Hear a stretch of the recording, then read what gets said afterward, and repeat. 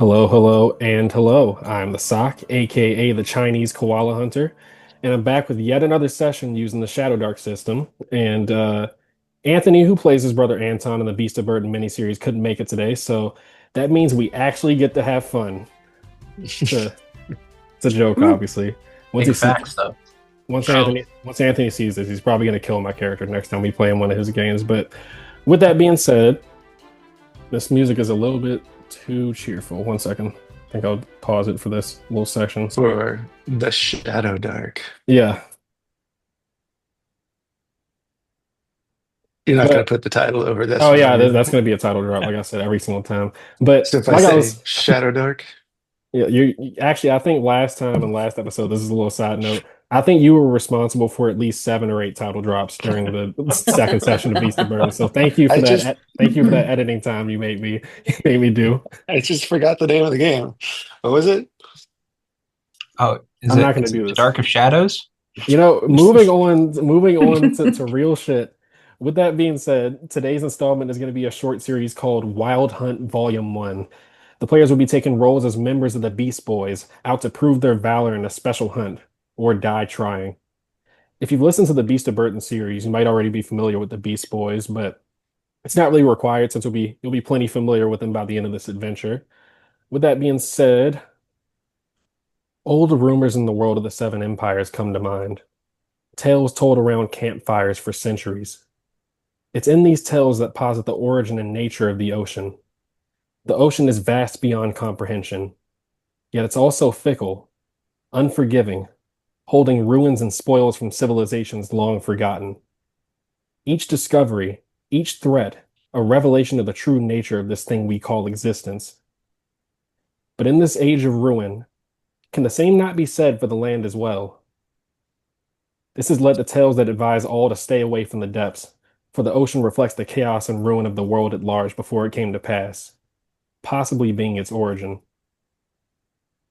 And as you all gaze at the dreary, dull-colored waters of the Sea of Scourge, you're reminded that you yourselves will be exploring the depths of the world unknown, in the name of the Wild Hunt. But before I continue, let me go ahead and get a little bit of.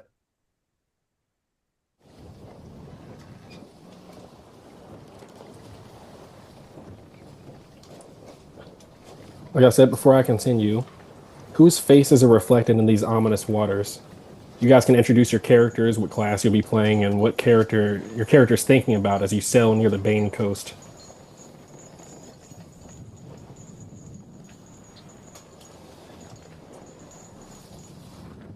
I'll go Go first. ahead.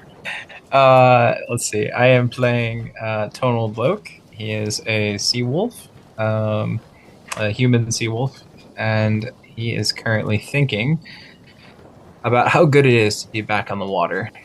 He grew up as part of a fishing and eventually whaling kind of organization, so he's quite used to the seas.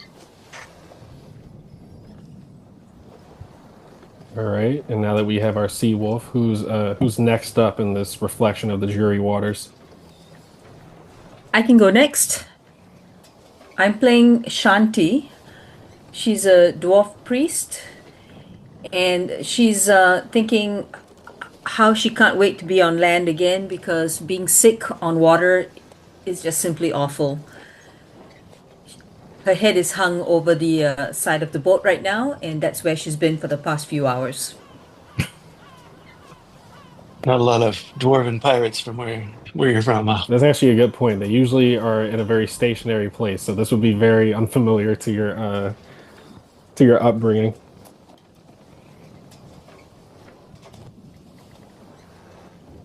Well, I guess we have next the human fighter, named John Smith. Average sized dude, just kind of here, ready to go hunt some beasts, you know, ready for the glorious hunt. He's happy. Yeah. That's really about it. Him at least. I am playing an elf knight of Saint Idris. I think it would be I'm in love with that Shun has once again chosen me to take on both the burden of darkness and the glory of Shun's majesty. And I have, as a knight, I'm wearing chainmail and I have a bastard sword, and I'm quite eager, a little bit brazen, to be out here on the waters and holding this darkness deep inside me that sometimes bursts forth. An unnamed darkness, An a unnamed shadow darkness. darkness. Yep, that's another title drop. There it I is. think we're already at like number 3 or something. I don't think it's been 15 minutes. So you guys are currently on a pretty modest ship. It's definitely very well crafted. You can tell it has some sort of like custom additions that the sailor that you guys hired to get you over here. But it's a sloop ship. If any of your characters know anything about ships, I'll probably say Tonal Lock. You're definitely pretty knowledgeable about it. So it's a pretty Yeah. well custom designed sloop ship. It's a sloop ship is basically a sleek and compact ship that's made for like fast travel as opposed to carrying lots of cargo. It's Mm. commonly used by like in the dozens by pirate fleets and stuff. Hmm. So you're sailing through this you're sailing through the Sea of Scourge, a dreaded sea that borders both the mainland of the Korath Scourge, a band of marauding psychotic people that bring ruin, and also the land of the current destination that you guys are headed to, the Black Earth Consortium, which is a land of merchants and profiting from war, so to speak. It's up to you guys whether your characters know about each other, or maybe you've just heard about each other since you're pretty notable members of the Beast Boys, or in the different locations of the world you're from.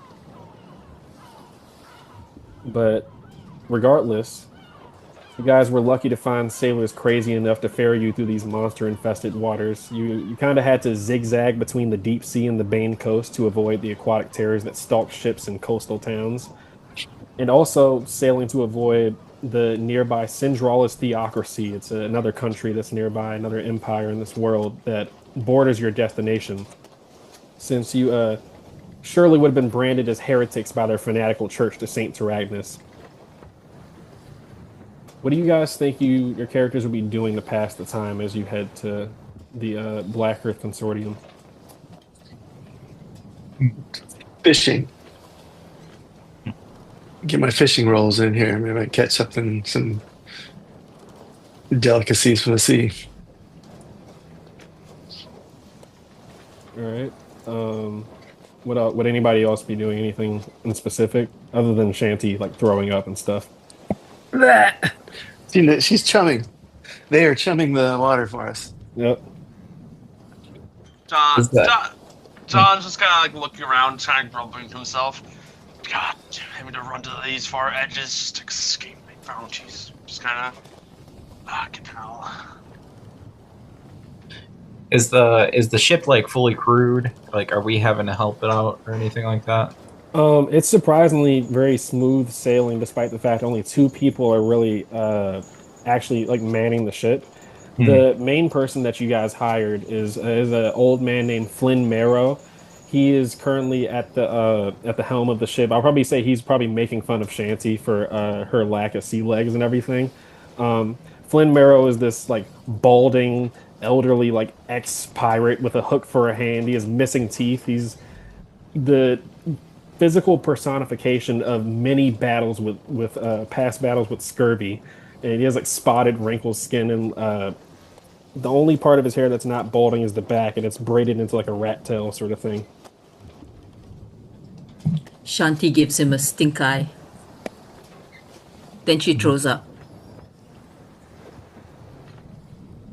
Yeah, he's basically just laughing, talking about, "Ain't you supposed to be a hunter?" Like pats you on the back and everything to help you out and stuff. But yeah, I forgot. I think Finn and you said you were going fishing and stuff. Yeah, now this is good chumming water right here. I got my line right in that trail from Ashanti. Well, you would be accompanied or kind of already be heading to a spot where the second person that's quote unquote manning the ship, but currently is lazily leaning against the wall while his fishing rod is in the water. It's a young 14-year-old half-orc named Jace Marrow. He is a young kid, decently built, just because a half-orc sort of species, but he has like a buzz cut, and you see along his arm, it looks like he's been forced to bandage it up, but you've noticed whenever it gets wet, he has to replace it. On his right arm is this tattoo of like pirate skulls. They're like eating each other in like a serpentine line along his arm. Oh, there's got to be a story in that. There's young Jace. Oh, is that something you're asking him? Yeah, I'll ask him. Well, I read this book talking about all these like knights and stuff that like they gain like divine power or something. They don't even like worship any of the four lords. So that that old kook I don't know, I'm forgetting his name. That old kook Flynn keeps telling me to pray. So I guess I just got it to kind of screw with him a little bit. It's the symbol in the book and stuff. Well, be careful of the power. Not all power comes from divine. Yeah, yeah. Flynn says if I don't pray, Saint Tyragnos will send sharks to eat my feet. So I don't pray and I don't swim. Problem solved. There are land sharks, son. Well, have you guys fought those things before? You guys like like adventurers or something? Crawlers? Me, no, I've just been very, very lucky. More of a C class adventure. What type of stuff have you killed? Oh, some mean hedgehogs, some vicious badgers. You know, the usual. He looked like he was like little kid excited for you to tell him some epic story about like slaying a demon, and he immediately just like sinks back and just like slumps against the wall, just bored fishing and stuff. Yep, me right now, I'm just worried about catching a meal. Um, is anybody like talk? You guys like this is like free time for you guys to like since you've been with sailing for a little while. Are you guys like talking to either like one of the two people or like each other that sort of thing? Since it might be the first time you've seen each other that sort of thing.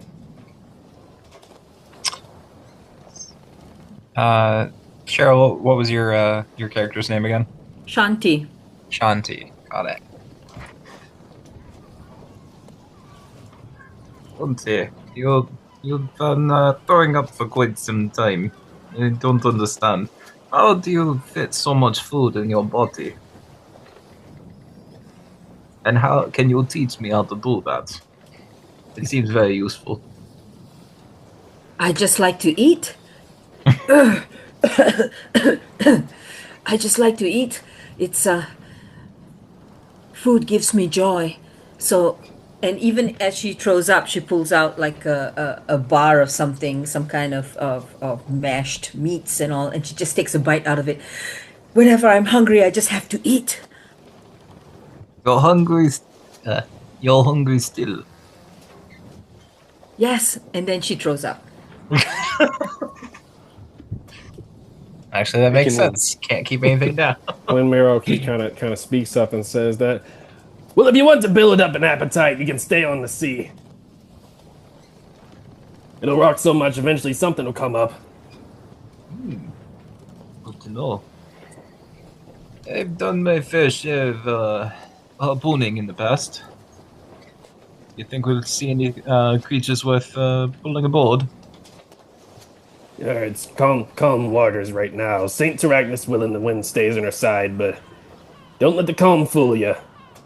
I've seen this sea turn ships into driftwood faster than a whore changes her favorite customer. Ah! The good one there, Captain. Hey, it ain't a joke, though. The Bane Coast smiles like a lover before she bites. And he does like a little bite motion in the air as he smiles with like yellowing teeth and bleeding gums. Oh, When do we make landfall? Yeah, how much Been longer on, on these been calm sailing seas? for so fucking long. Yes, how much longer? what is the matter with you folks? You lost This all. is the best part of the journey. Yeah, he walks over it. You see he fully leaves the helm. You guys are like steering through a little bit, like a couple areas where there's like some like rocky sort of like island sections and everything. You see he leaves the helm, like the wheel, and goes to pat you on the back, and he starts talking to you and stuff. And the ship starts slowly veering off to the side. You might want to return to your wheel there, sir. Keep your hands on the wheel. Aye, it's fine. The wind will carry us, Saint Agnes willing. And if she doesn't, it was meant to be. He kind of laughs. Makes a a helm. wide circle. You guys It's a start. helm, and they point in us general right direction. What is that? It's a helm, and it's pointing us in the general right direction. Yeah, he agrees with you, and you notice you're getting ever closer to a spiky rock island that your ship is getting dangerously close to. Is that land I see? No, That's that's just a passing. death. That's just a passing spike rock thing, and it starts slowly. It starts like scraping against the side of the ship, but you notice miraculously the ship doesn't like veer into it, that sort of thing. And he's like, Flynn is completely calm during this whole thing. You all better be thankful when we're in the good part of the trip. Back in the Dominion, we had a saying: "A calm sea is just the devil holding his breath," and I reckon he's due to breathe soon. Kind of laughs a little I've bit. heard these before. I like them. I heard You're a it's good the, captain. I'd rather Please. deal with the devil than deal with this. Boys, the kids, storms. sailors. Ah. The storms are just the devil's wife's tears. Let's hope he doesn't get angry. Saint Agnes willing. Speaking of which, Jace, get off your arse and say your prayers. The saint ain't deaf yet, but you're pushing her patience. And Jace, you see he yells over, "Eat shit, you old sack of turds!" And Flynn responds, "Boy, I ought to throw you overboard!" And they start like going back and forth. Jace is like, "Try it, I'll drag your dusty ass down with me." And they're like, this is their whole dynamic. You guys would be kind of used to it by this point. Him and Flynn and his adopted son just kind of act like that with each other.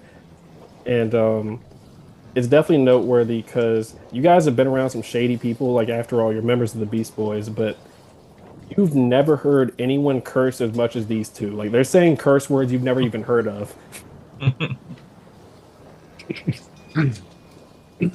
Come, Jace, I will pray with you, and I will get out my holy symbols for Saint Ignis. Oh, you're religious? I am thankful for my higher powers that will keeps my darkness at bay. I wouldn't say religious. Well, good, because religion's fucking dumb. Flynn prays all the time, but he's getting more sick every single day. Shanti moves a little close to you and throws up right where there's a little splashback on you, and then she grins a little bit and goes back to her spot. Behind Jace, my looming figure, a shadow kind of casts over him. Like, what did you say about religion?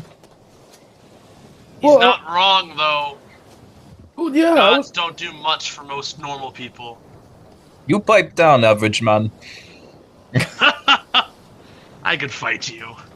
Oh? Is that right? Jace is like, you guys should totally fight. What do you say? Have a little sparring contest? I'd be down. Excellent. All right. Weapons? Oh, Caltrops at 10 feet. I'm sure we could just. We don't need to get so violent here. We still have a hunt to attend to once we hit land. Too. I don't want to hurt you too badly. Are you guys gonna fight to the death? That'll be so fucking sick. No, you dumbass. We're actually, unlike you, who just wanted this goal in mind.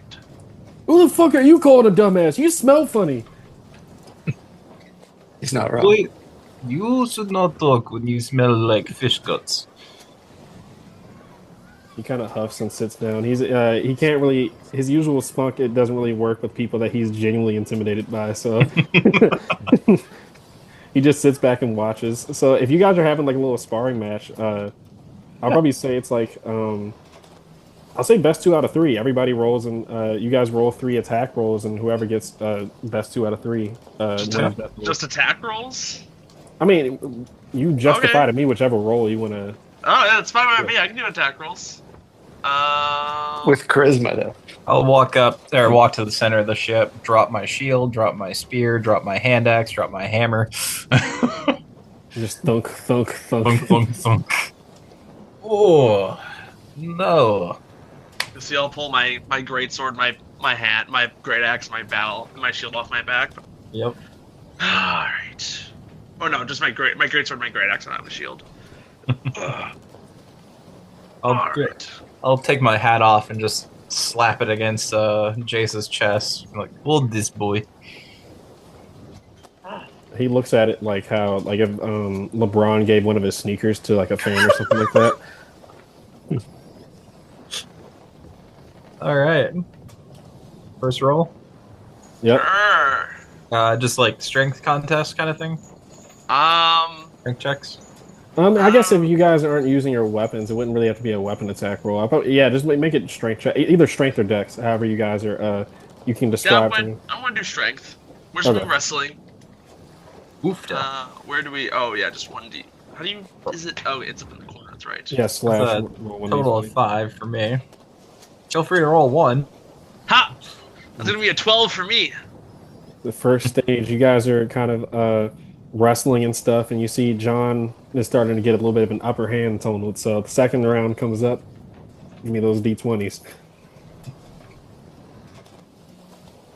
Oh my gosh. Good lord, this is insane. Oh wait, 2d. Oh, I didn't mean to. Oh, it rolled 2. I'll just. Well, the first roll always the one that. Oh yeah, I guess it's a 17 then. Yeah. So it's a little bit of a different situation than you're used to, Tonal. Usually, your scuffling bouts are people with like weapons, and you guys are fighting to the death. But you can kind of flavor effect it however you want. Well, I'm just kind of like grappling with him. Clearly, you never learned how to properly fight with fisticuffs, you barbarian.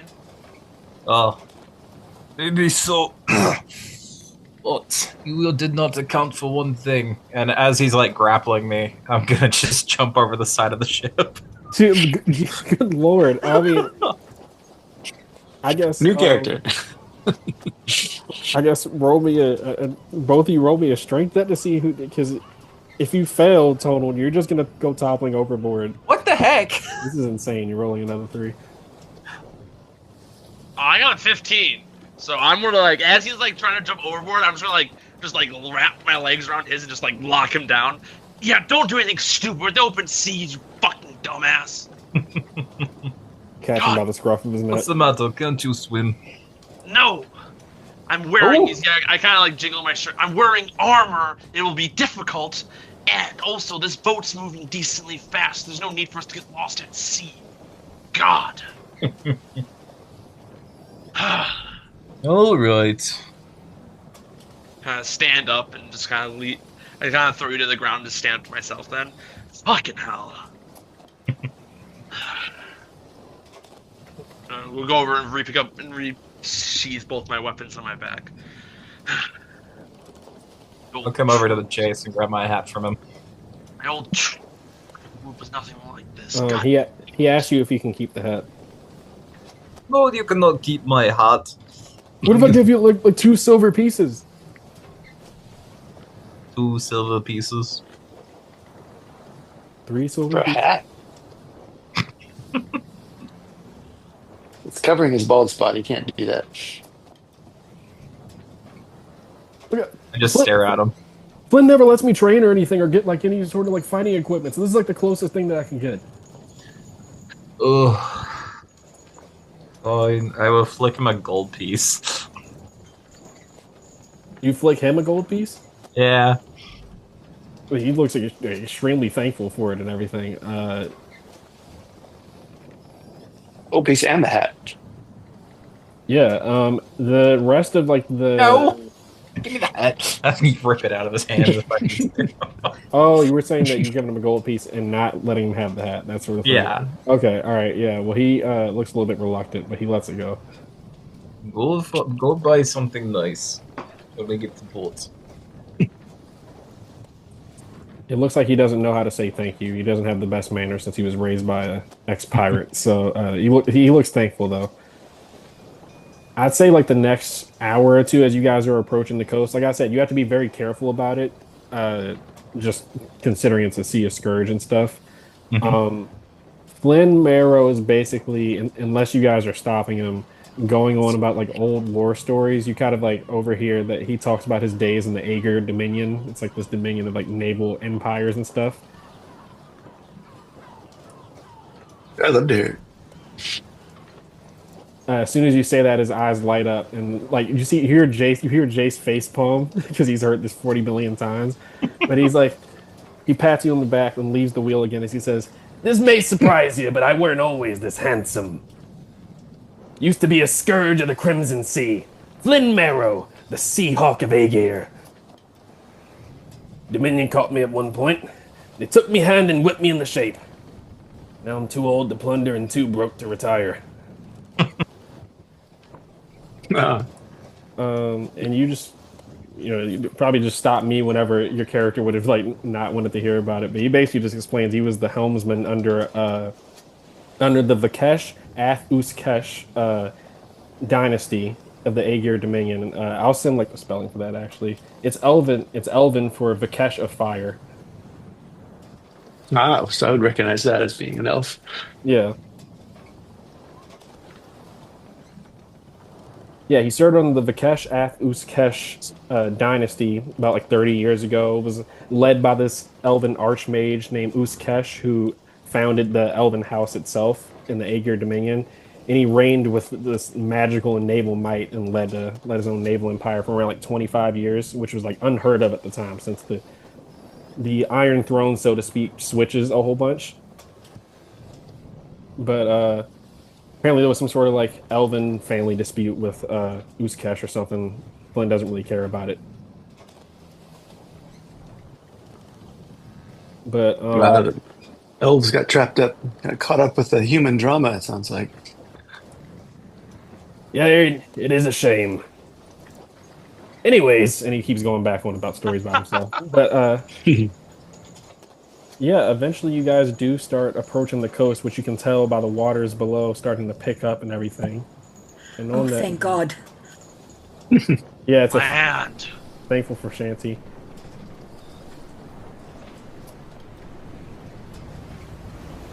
I actually say probably real quick before you guys get near the coast, Shanty, he would actually ask you, being that he is a man of faith. We talked about Saint Terragnos a whole bunch. He does ask you like how you managed to stay faithful in this time of ruination and stuff. Shanti looks at him. Her face is ashen because she's been throwing up. She's still clutching in one hand her meat stick or the food that she has. And she's like, how else can you survive in this place without faith? It's the only thing that keeps me going. It's the only thing that makes sense. I can drink to that, but I swore against drinking when I took up Saint Terragnos. So raise an imaginary glass, so to speak. And he gives you a pat on the back that makes you nauseous again. Drink. I can't wait to have a drink. Ice cold ale. As you guys near, overcast skies and rain slaps against your skin like bullets as you're sailing. You see the immediate signs that you're entering the rapid currents of the Bane Coast, like I said. It earns its name not only for its aquatic predators, but also the many jagged stones jutting from beneath the waters above the surface like a grim palisade. Palisade is like when a fort has those spiked logs that make up the walls and stuff. Hmm. Being that you're all beast hunters, you notice that all the fish and small sea creatures seem to have disappeared as you've gotten closer to these rushing rapids. And it's definitely weird considering it's definitely an active ecosystem that the coastal towns fish in nearby.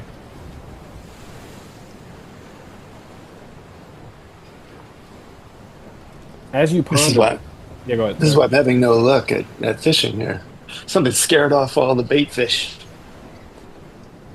I think it was her throwing up. Jace says he looks a little bit frustrated that he hasn't caught anything either.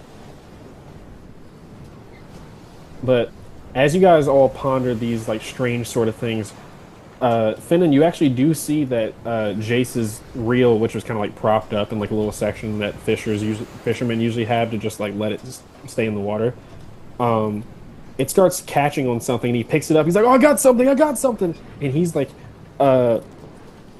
damn near about to like fall off the side of the ship from how heavy whatever this is. Billy eventually has like hoisted up and everything. He asks for your help and stuff.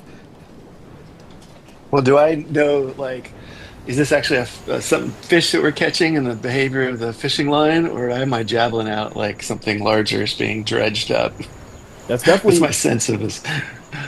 you don't really know for sure at this point, but as far as you know, there's you haven't seen any like signs of like an active ecosystem in this area for whatever reason. Well, I'll have my javelin just to help skewer whatever it is and bring it on board. So I'll lay one hand on the line, one hand on the javelin, ready to pierce it and bring it on board.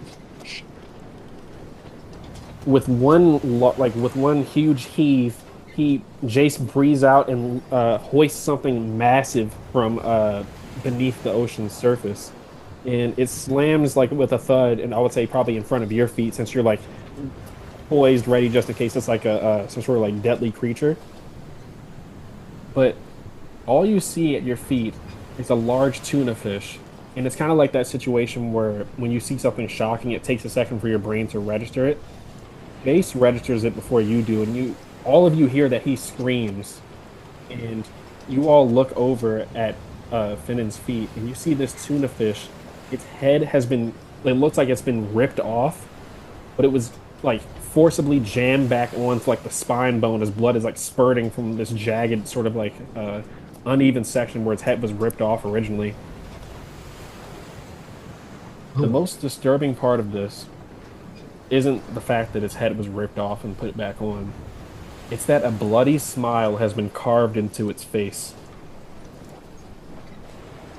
And it's in this moment you all feel a sharp thunk underneath the ship, and you all see a multitude of shapes swimming towards the ship from underneath the surface. Ah, fuck. Ready It's yourselves. the Hoggins. Ready yourself. Arm yourself Oh now. no. Let me know if this is Pull too out my loud. great sword.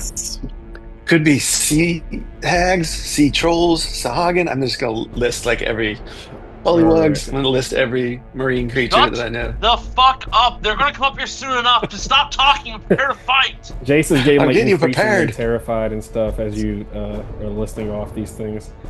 As But as we're getting ready, there's like a small metal loop at the end of my spear, and I'm going to be fishing some rope through it, so I can tie it off and be able to throw it and pull the spear back to me.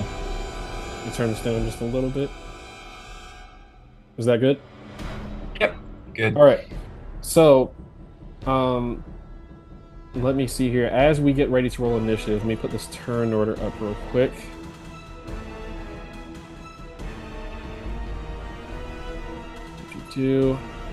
Actually, I'll reveal everything so that way I can just explain the situation with this battle. There's going to be a couple of special conditions here.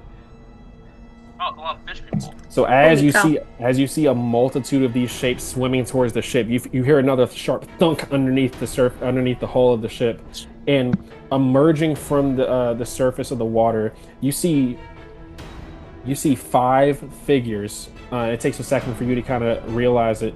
That Finnan was right on the money. You see Sahagwin climb up onto the deck of the ship. They're outfitted in this leather armor that clearly has like moss and sort of like fungi overgrowth growing on it and everything. It smells awful, like literally like decaying fish corpses and stuff. Each one of them, they stand at around 6 to 6.5 feet tall. You see a lead one in the front has a little bit like fresher equipment and is bigger than the rest of them, standing around like 6'7", that sort of thing. They have these wide sort of like humanoid shaped skulls, but their mouth is a little bit too wide, kind of like a shark in a sense. These like jagged needle-like teeth, and you see these slimy, sort of like blue-green scales as they kind of like let out a little bit of like an ultrasonic roar towards you. It's like how whales and killer whales communicate with each other with those like sort of high-pitched squeals and everything. Do any of you speak Marin as your language? Nope. Not me. Nope. It's the language of the sea people. All right, let me go ahead and add you guys to initiative real quick, and then I'll explain the situation. So everybody, the way we do initiative here, if this is your first time listening to one of my Shadowdark sessions, the way we do initiative is both sides roll a d6, and whoever wins that d6 goes first. Who wants to roll initiative for this? Carol, you want to do it? I'll do it. No one else is saying anything. Okay. You I got got one. Bruh. it. Did not beat it Hey. too. Hey, no one else is stepping up to bat, so Supposed to be average, not below average. we're both below average. I don't hear it. All right, let me see something here.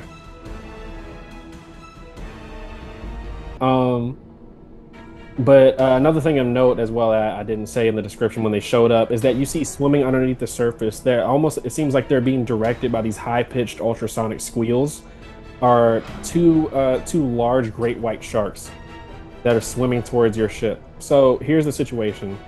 I don't know if you guys can see on the map right here, but so your ship has 30 HP. Your helm, which is your steering wheel in this sort of like situation, has 15 HP. There's a couple conditions, and I'll try not to like go off on like a whole thing. It'll come up as we go. But you want your ship to stay above half HP, stay above 15, and you definitely don't want your hull to be destroyed. So let me see here. I'm just gonna organize you guys according to like who'll be on this side, like on top of the ship, and then everybody on the left side of the ship is gonna be if somebody goes into the water. Is the helm the captain? No, the helm is not the captain in this sense. He's currently trying to like steer you guys through these like, you know, this harsh weather and also defend himself. So let me see here.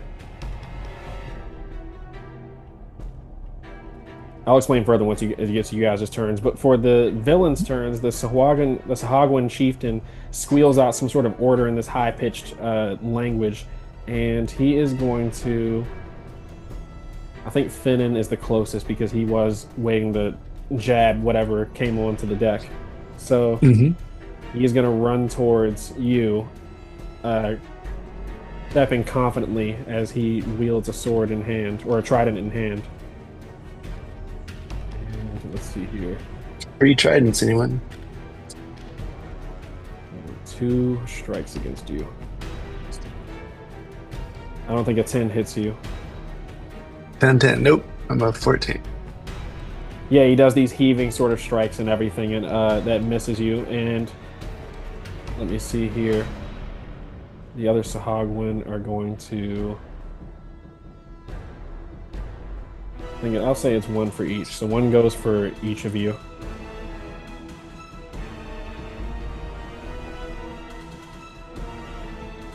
So look. And I'll just go down the line. So this one is for. Actually, the way I think for simplicity's sake, I'll just make 1 attack roll that'll apply for all of them. So I don't have to make like 5 separate rolls each time. So each one can make 2 strikes, so this will all be like the same thing. That is a critical failure. So does a 12 hit any of you for the second strike? No. Nope. Thankfully, no. All right. They jab these jagged sort of bone-carved tridents at you guys, and you're able to dodge out of the way with your experience. I'll allow each of you that was targeted, John, Shanty, and Tonal, to get a free strike off against the Sahagwan that attacked you. Okay. That's just with the nat 1. Sweet. That's going to be an 20 not natural to hit. Now I Alright. finally got something. That definitely hits either way, because 13 plus your Yeah. bonus. Yeah. Oh, nice. Alright, then 12, d12. It's going to be for 4 points of damage, though. Also 4 points of damage. 4 points of damage. My spear. Same here with my longsword, 4 points of damage. I deflect it off my shield and then just come in with the spear. Wait, all you guys simultaneously deal 4 points of damage? Yes. Yeah. That's hilarious. Yeah, you guys all are able to counter these Sahagwan that lurch at you with this inhuman sort of speed. This does come up with something special for the villain specifically, though. So, use that real quick. You see this Hogwen chieftain, Finno. He stands in front of you. He reaches into like a waist belt section of the leather armor he has on. So, on each of his turns, the chieftain is going to roll a d6. He blows this conch shell, and you see like figures in the distance, shadows moving underneath the water. So, this is going to be for him trying to summon more of his brethren. On a 1, he will summon a couple of Sahagwin. I'm getting flashbacks to that cave. All right, that does not go. So you see them moving in further from the distance, but it increases by 1 for each round, essentially. So on the next round, he needs to roll a 1 or a 2 to summon Sahagwin, and then so on and so forth until he summons it, and it'll reset. I don't like that horn! Put that one down! Is that the captain? Yeah, that is the chieftain. Okay. Yeah, it's standing in front. Yeah, chieftain, sorry. Let's see here. I'm just trying to make sure I get everything right. All right, yeah, that is the villain's turn. Now for our Beast Boys, who wants to go first? I'm just gonna try to push right past the one I'm fighting. I'm gonna go right towards the chieftain. To cut. I'm right behind him. I'm coming in too. I'm gonna assume we're all within close or near whatever the distance. Near? Is that what it is? Yeah. Yeah. And to note, so I don't want to change what you do on your turn, but to note, I do want to make a note that I didn't say the sharks attacked the ship yet, but it looks like they dove off and then are torpedo about to rise up to bite onto the ship. So on their next turn, it's a little special thing I was going to let the sharks do. They basically can use their action to dash and charge up to add some additional damage next turn. Gotcha. Alright, well, I'm still good old fighter-man John Smith's gonna go running over and swing at the Swogman chieftain. So I'm swinging at the one in front of him. He's like just gonna like kind of like as he swings and does his damage, like kind of like go right past him, like kind of follow through on the swing with the momentum of it, and then go straight toward the chieftain. Alright. And I'm gonna get a 17 to hit. Nice. 17 definitely hits. Go ahead and roll damage. And that's going to be 14 points of damage. Oh my Nice. god. Nice. Murderous. We gotta kill this one, otherwise he's gonna bring more up, I bet. That horn's calling something. Describe to me how you execute this like insane. You don't kill him, but you like deal like a lethal amount of damage to this chieftain. I'm just gonna go running up, and like I'm just like trying to just like cut down his entire chest. So I'm wielding a greatsword. This massive blade. I'm just gonna bring it straight down because he just called the horn. So I'm gonna bring it down, trying to chop his like hand off. But I miss it, and it just goes down his chest instead, just cutting down through him. Yeah, I'm gonna step to the side, having worked with John before, and just like let the swing pass by me as I step to the side. Fish people. I'm gonna kind of just bring it up. We need to kill this one. All right, yeah, you deal this hefty blow to him, and he is gushing with this like, this dark, almost like dark greenish sort of blood that oozes from his wound. Who else is up? I'll go next. I was gonna target him as well. Tonald will be running up the deck, and he'll like jump onto a barrel and jump off that, and just full on like Spartan spear at the Sahagwin chieftain.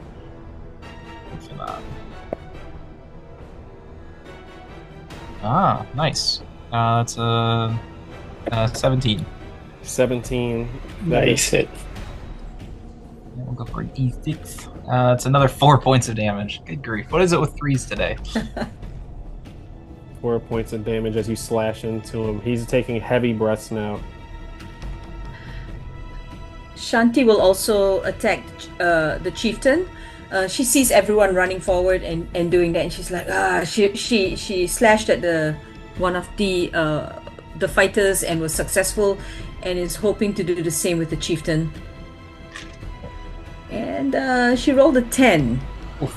Yeah, 10 does not hit. So you throw a strike at him, and your longsword is caught on this like rusted shield that he has. I wish I got my regular land legs back. Sin will have stepped back a bit, seeing that there's some good fighter types up front. I'm going to take care of the sharks, I think. And he'll start to weave some shadows together. And I'm going to find the natural enemy of sharks, which is a mer lady. And I cast a spell at 3, and it fizzles, and the shadows Oh, dissipate. And I lose that spell. no. Yeah, you attempt to call upon the powers of Shun the Vile, but you are met with silence from this eerie sort of sensation that you feel in the direction of the Korath Scourge continent. It might be interfering with your connection.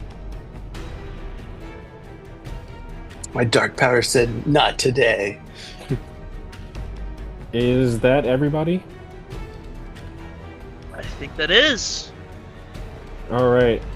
Let's go ahead and roll another d6 to decide who goes first. Take this one. Before. Nice. That one. Who got a nat 1? Nobody. Oh my god. This guy.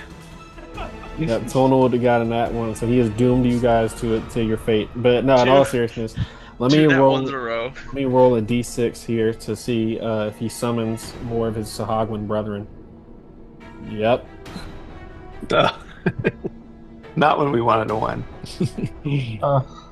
That does it. I'm rolling on. So I'll make a distinction. Now. I'll make a distinction. It looks like these are like a little bit of cut above the rank and file of regular Sahagwin, the other ones that are accompanied with him. But the ones that are coming with to his call have like only just like leather straps for armor and everything, and even more like broken, jagged shields. So these ones have minion rules where it's just 1 HP essentially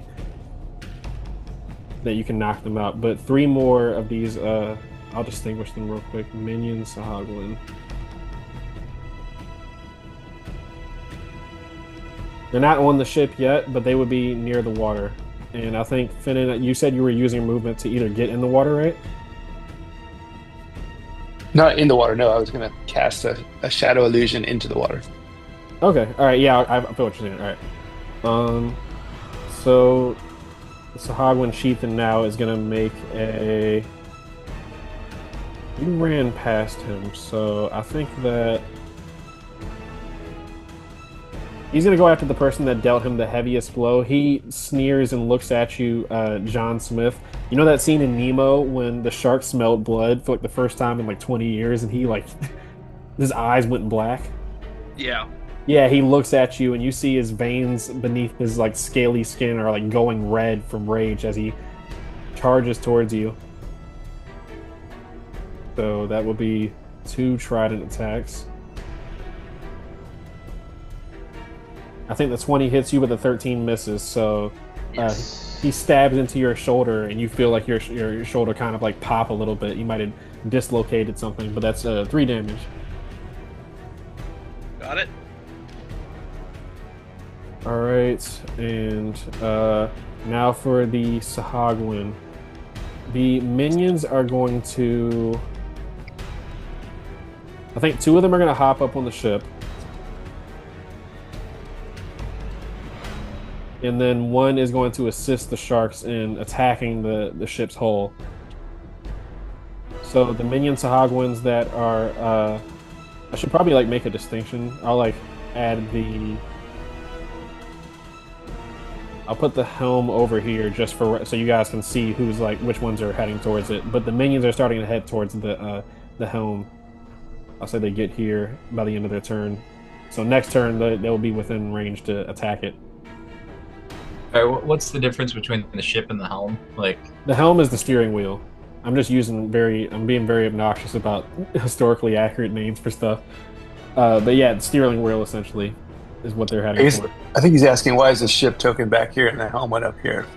I just did that so you guys can see which ones are close to the helm, since we're doing like theater of the mind sort of thing. I didn't want it to just be all jumbled, but Okay. yeah. So let's see. It's going to be the same pattern as before. So the Sahagwin are going to make an attack against each of you. So that's just going to be one or two strikes.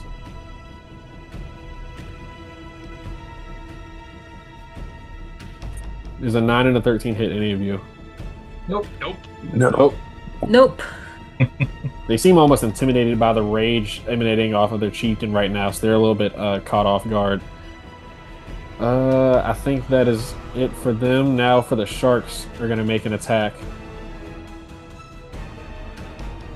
If it hits, it's going to do an extra dive damage.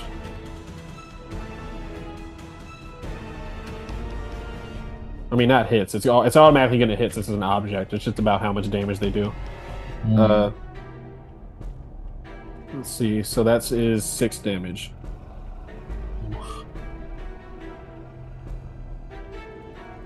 I will allow somebody to like maybe make an intelligence check or something like that, and then let's say a DC 12 intelligence check to use their action to board up the ship a little bit. Add a D4 HP to it for each. I think I'll say every 2 you succeed, you get an additional D4 added to the ship. Okay. But let me see. I think that is. Oh yeah, the Sahagwin minion is going to make an attack towards the ship as well. It is going to be 6 damage. And now it is Trying to drown us.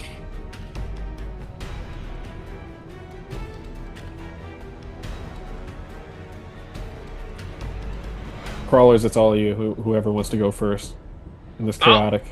I'll get it. I'll swing at the chieftain again. Alright, that's going to be a 15 to hit. 15. Good. Yeah, I forgot your bonus is high because fighter. Yeah, you slash into him. Alright, then I will do 4 points of damage. Yikes. Only got a 1. I won't say directly what his health is, but it rhymes with 10. His health is 10 currently? It's annoying. It rhymes with 10. His health is Ben.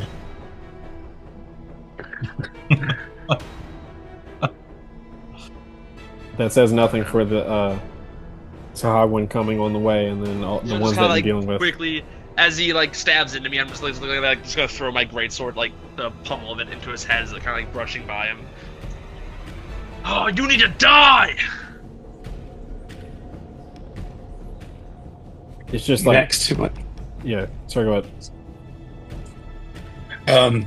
I'll go if nobody else is. I'm going to be in the back, but I'll take on a new Sahagin that came back towards me. So I have a bastard sword. I'll do 2-handed. I hit, and Nice. I think 1d10, right? It's 1d10 for 2-handed. Yeah. And I guess I'm angry. Do I have to? I don't know the rules on this one. I was trying to read it, but do I declare? Do I use an action to become possessed? It doesn't say specifically. Usually if it doesn't say, it's just on your turn. It's like the same thing with like the Roskadai's teleportation. It's just something you can do as. Let me look real quick. Yeah. Just spelling. Says 3 times a day. Game damage rolls just half your level rounded down. Yeah. So I have a +3 to damage. So I guess can I just turn it on for my damage? Is that fair to say? Yeah, usually. Sahagins make me angry. Yeah, it's just on your turn. It can happen. It's no action required. Okay, so I'll add the +3 as one of my uses for the day, and I call upon the darkness, the unspeakable darkness in me that's channeled through my bastard sword as I misspell roll to hit. Oh my god. So Why how much is this not happening? 5 damage. And which Sahagwin are you attacking? One of the minions or one of the main ones? One of the main ones that was back with me. Okay, yeah, I'll say you attacked since John Smith is kind of getting jumped a little bit here. I'll say you take out that one. As the cursed energy washes through your sword, you see slash into like deep into his back that like pierces his spine, and he almost like unnaturally contorts and like his body jolts and twitches in ways that shouldn't be possible as he dies. All right, who's up next?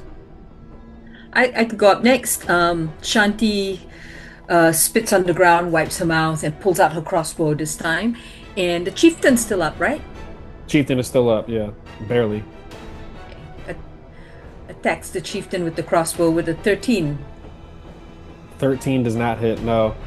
Once again, it seems like he just has your number. He's so honed in on killing John Smith that he's like defending everything else. So he just like raises his shield. Gotcha. Let's see. Wait, who else was I think I'm last. Yeah. So this will be up to you, Jonathan, for ruling, but would it be an action to plant my spear into the hull? Or not the hull, but just the deck, like stab it into stick? So you're trying to like help defend it, that sort of thing? No. I just want to stab my spear into like the deck of the ship.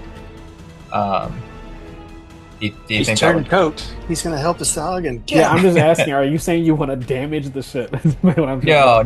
I want my, or it could be anything, just something that will secure the spear. I mean, yeah, I won't say it's an action or anything, but I want to see what you have planned here. Okay. So I described at the beginning of the fight that he had tied a rope to it, right?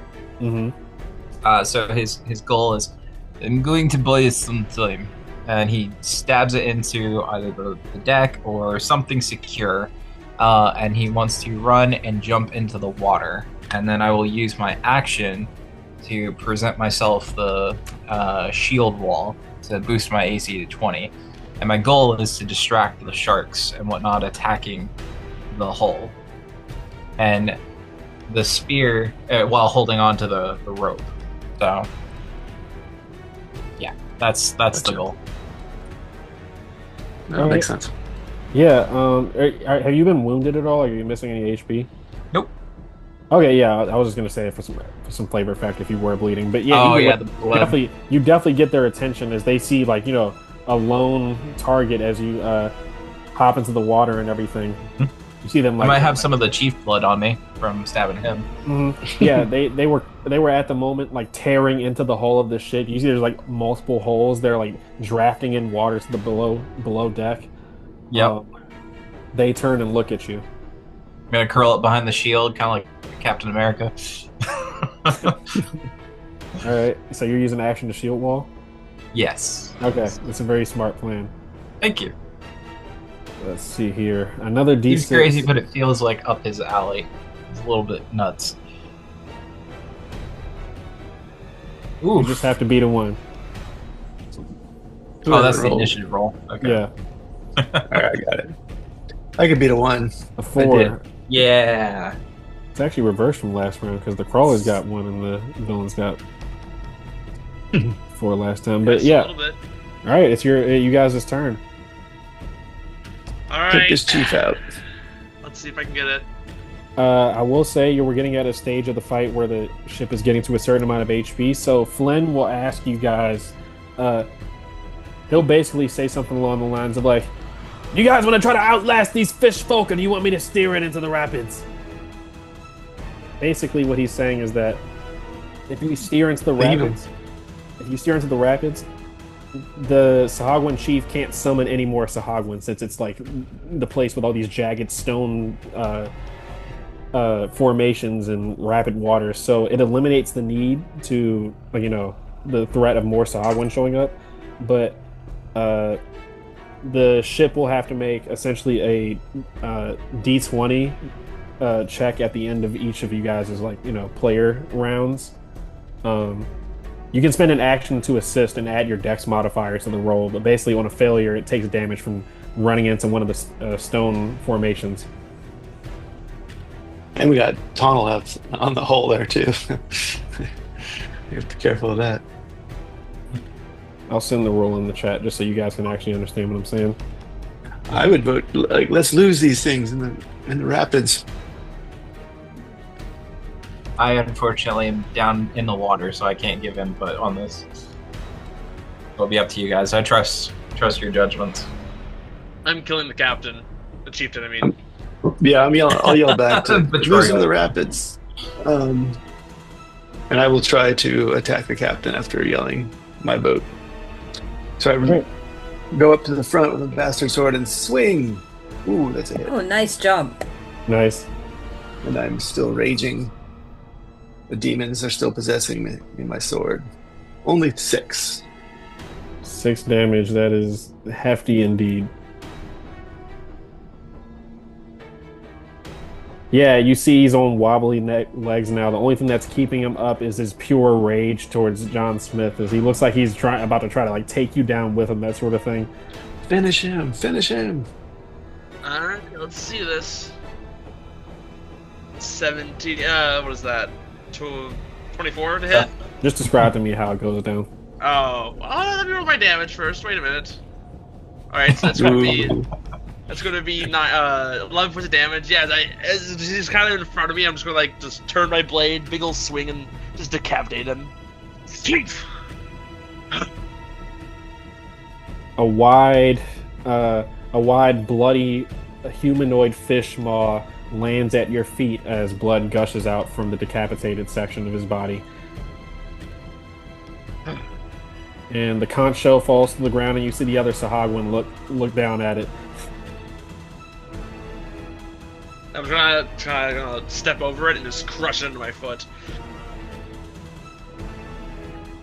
Yep, Which one of you's gonna die next? They all start like screaming in rage and everything. But yeah, this is as you guys enter the rapids at this point, just to prevent any sort of like further sort of like random encounter, that sort of thing. Who else is next? I think Shanty and Tonald, I think, is still shield walling, if I'm not mistaken. Shanti, realizing that her fighting skills are not so strong because she's been inundated by illness, she's been throwing up, has decided to take the captain up in trying to make sure to secure the boat a little bit, recognizing that we might flow into the rapids. So early on, the captain said we could do something, right, to help keep the boat afloat? Mm-hmm. Yeah, that's the thing I posted in there. So okay. You'll be adding your Dex modifier to the D20 check that's going to happen at the end of the player's rounds. Okay. So I roll. Do I need to roll anything for that, or just adding the modifier? No, it just that adds the modifier, which drastically increases the chance of success and everything. My Dex modifier is just +1. All right. Oh, okay. I see what you're saying. Let me see. I had something for this. Give me 1 second.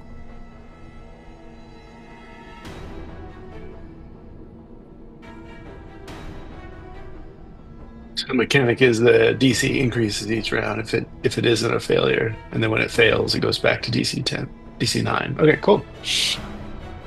Yeah, this is an experimental sort of thing. We'll see how it works out and stuff. But yeah, so you assist Flynn Marrow in this. Let's see here. Who else is yet to go? I think Finnan and then Tonald are. You guys still have your turns. No, I went and only did 6 damage. Oh, okay, all right. Yeah, I'm getting confused. And you're still shield walling, right, Tonald? Yeah. Am I able to hold an attack? Or would that drop the shield wall? I'm not familiar with this. How this is ruled. The way I'll say it, yeah, you have to use an action to ready an attack, that sort of thing. Yeah, I'm not sure how that interacts with the action economy for Shadowdark, but we'll test it out. Yeah, I'll let you ready an action, but that will drop your shield wall to wind up for an attack. Okay. And then I do have the go berserk option. Does that take an action to do, or is it just No, I don't think so. If it basically, if it doesn't say it requires an action, usually it usually doesn't require it. Okay. Now seems like the time. I'm gonna go berserk and pull out my great axe. We'll get ready to wreck some sharks. All right. I'll drop the shield wall. Ready to. Once it gets because I don't think I can really move right now. I'm just kind of getting drugged by the ship. So if they come to me, I'll take a swing at them. If that's all right. All right, yeah, no, that's definitely cool because the sharks are definitely gonna be heading your way. So Radical. as you guys enter the rapids, you guys kind of have to like it's a good thing you're attached by the rope, Tonal, and then like everybody that's on the ship, you kind of like rock on your feet a little bit. Um, as like Flynn is just like, "Oh, she's angry today, boys," and like laughing maniacally and stuff, trying to steer you guys. So let's see, that is going to be a D20 plus one.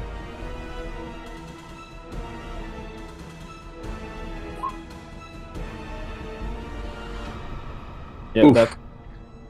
that's a success. So the DC increases to 12 for the next turn to avoid the ship slamming into stuff. But yeah, with Shanty's help, you guys are able to like pull the steering wheel as hard as you can, and you are like able to like steer out of the way of an incoming jagged rock formation. Let's see here.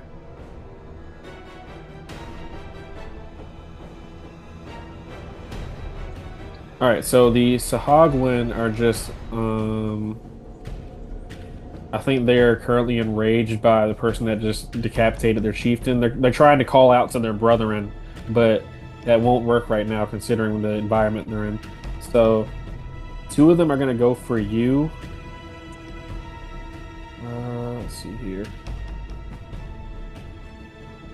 I say Shanti is definitely you're definitely near the helm just because you're helping Flynn and stuff. So Sounds good. these two will make an attack towards you in order to get to the helm. Okay. And the remaining two will both attack Finnan and Tonald. Wait, I think actually one of them was underwater, if I'm not mistaken. So only one attacks you, Shanty, because the other one was underwater. I forgot. Gotcha. I'll let Tonald. You can make your attack real quick because I'm like a little bit discombobulated. I should have ordered you on the map a little bit better. That would be 2 strikes against Finnan because they're down here. Yeah, go ahead and make your attack roll against a shark as it approaches you, Tonald. Oh, sorry. Yeah. Go for the nose. I'm going for the nose. Yeah, I'll pull out that great axe and swing that sucker. That is a 14 to hit. 14 definitely hits. 8. Sweet. Oh, nice. 9 damage. 9 damage. Nice. You cleave into this shark as it like I think it has to make a morale check because that's below half its health. What is a morale check? I think DC 12 wisdom. Mm-hmm. Yeah. Charisma. It's charisma check, right? Charisma? Mhm. Okay. It's a 0. So this shark is out of here, at least for now. I'll say it probably is going to be. I'll roll a 1d4 to see how long it stays away, considering it does want blood. Mm-hmm. Yep, it's going to be gone. This shark is going to be gone for 3 rounds as it you cleave into its like front. I'll say you split its like nose, it's like pointy like nose section like completely in half, like down the middle. So it Oofta. it squirms and retreats below to the murky depths. And the other one is going to make an attack towards you. Just a little bit of flavor. I'll have like stuck my shield into its mouth when it came to bite me, and then I'll come down with the axe. Oof. What is? Oh, that is some hefty damage right there. Let me see. Glad I went into berserk mode, so I take no damage. Yeah, you take no damage. You described to me how you fucking Superman. Like it's like Jaws. It swam below and then torpedoed up as it opened its wide maw towards you. And how do you like avoid this? I grab it by the jaws and kind of twist around and like push it to the side. I'll go full Steve Irwin with this thing and just bear hug it. You are kind of taking tips from you losing your wrestling match against John Smith. You're using these exact same techniques to draft him. Yes. And it's a waste of time, but I will have this minor Sahagwin. Since he does not know you're immune to damage right now, he's going to attack you. Yep. 19, but that literally just grazes. That grazes you. Let's see here. So the ones remaining, I think, are. I haven't made the attacks against the people on the ship, right? Oh, did you? Not me. And then it's I don't think I has did not for had attack. Shanty, John Smith, or Finnan. I just want to make sure I'm not screwing you over. Nope. All right, so I'm going to roll 2 attacks. That's going to apply to all of you.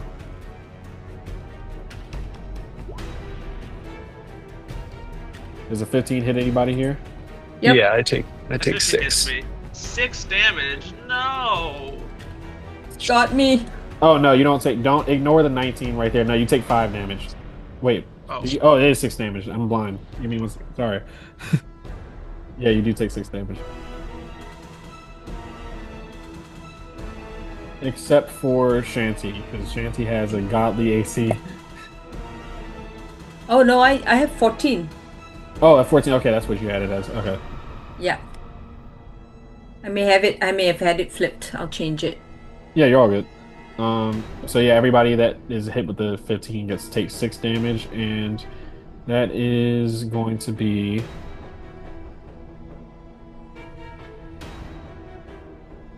I think the steering check is on your turn, right? Yeah.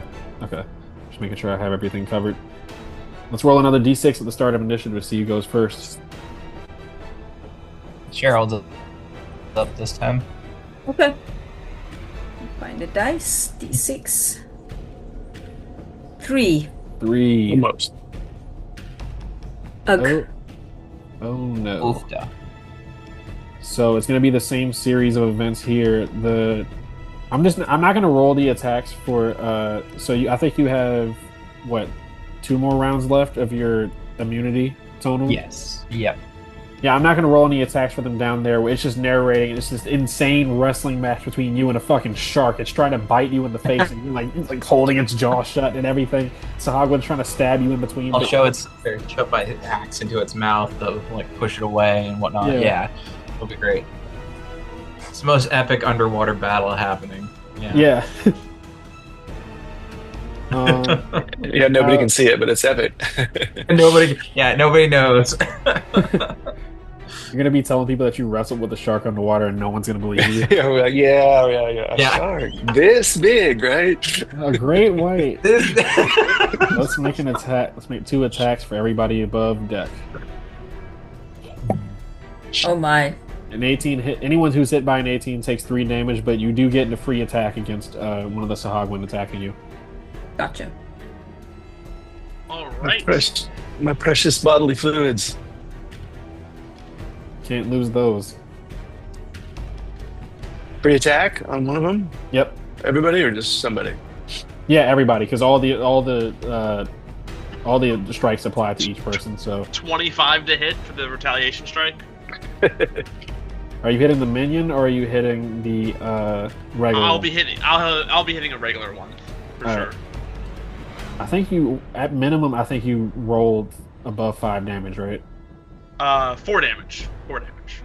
So let me roll my d12. Yeah, roll your d12. It's gonna be 11. It's gonna be 11. 11. Yep, you cleave this thing down. Shanti will take her opportunity to shoot with the crossbow. 16 hits. Yeah, that's a d6. No need to roll damage for that one because that is a minion one that was attacking you. So you describe how you like point blank kill this Sahagwan. Well, she's been missing all this while, so she's so frustrated. She's grumbling under her breath, wiping her mouth, as her spittle comes out, and then she pulls out her crossbow, and she doesn't even look this time. She just pulls on the trigger, and it accidentally goes off, and it strikes the Sahagwan right in the neck. And she goes like, "Oh, that was cool." That was on purpose, for sure. Yeah, blood sprays out the back of its head as you fire through it. Let me see here. Flynn is currently having the time of his life right now. He's just laughing maniacally. He's just like, "Ain't this grand? Just like the old times, only with less rum!" As he's like trying to steer. Yeah, where is the rum? The ship.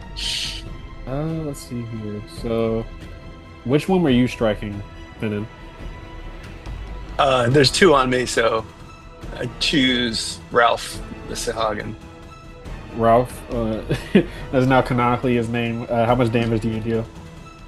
I missed though. Oh, you did?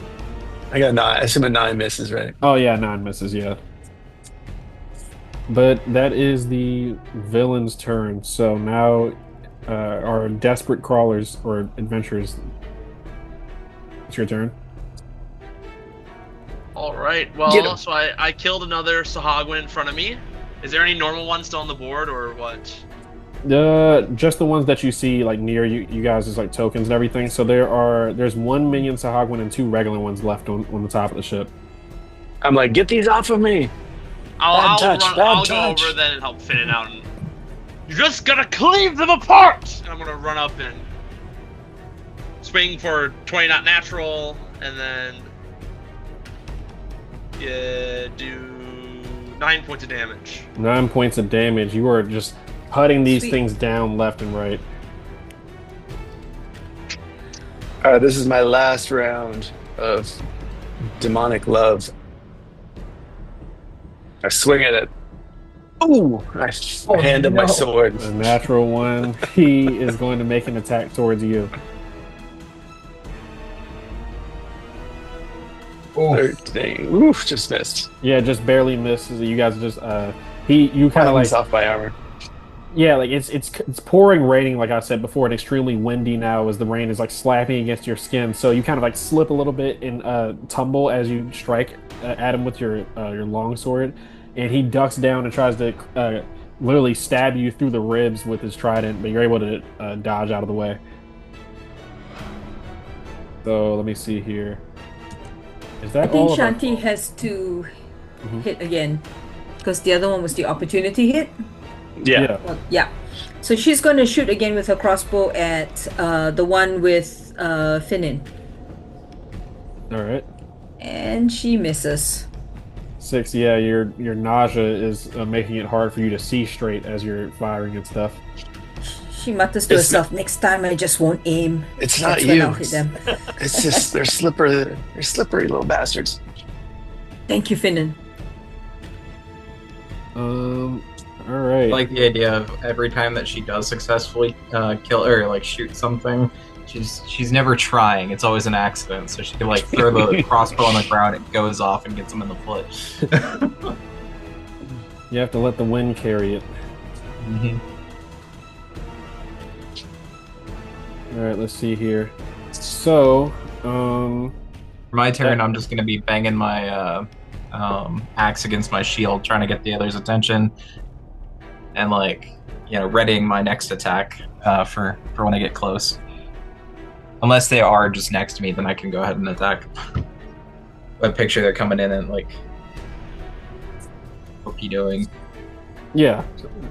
I'm about to roll the d6 for initiative in a second. I was just rolling the d20 for another steering check. So once again, Flynn is able to like tilt the ship almost off to the side. You kind of have to like catch yourselves in the railing as he like veers just barely enough to where he like throw you guys off to dodge out of the way of this like extended sort of rock formations that connect to each other. So who's rolling a d6 for initiative? Oh wait, Caleb hasn't attacked yet. I was holding my attack for the next time they show up, so.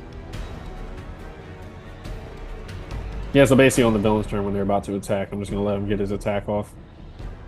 That's how I was just rolling like ready to action with Okay. Shadowdark, is that you just use up your turn essentially to trigger something later on.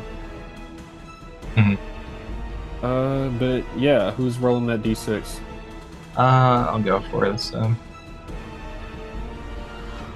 Oh, We both rolled a Reroll. 3, so we got to reroll. 5. Oh my gosh. I literally thought in my head, I'm like, it would be the funniest shit ever if I rolled a 6. So you got a Yeah. 5 and I got a 6. That's So hilarious. funny. So, Yep. so hilarious. So my fish boys are gonna make an attack at, let's see here. They're gonna attack our 2 warriors currently that have been like facing off against these Sahagwins. So same situation as below. This is your last round of immunity total. Mhm. So the shark is Make your attack towards it first before I resolve the Sahagwan stuff. Oh, Natural 1. Luckily, you're immune to damage currently because Yeah. it you try to strike it, but it slinks out of the way and literally is about to bite your fucking head off, but you like lean back. Same thing with the minion Sahagwan. He is astounded that you haven't died yet in this situation. I turn towards it and give it a wink.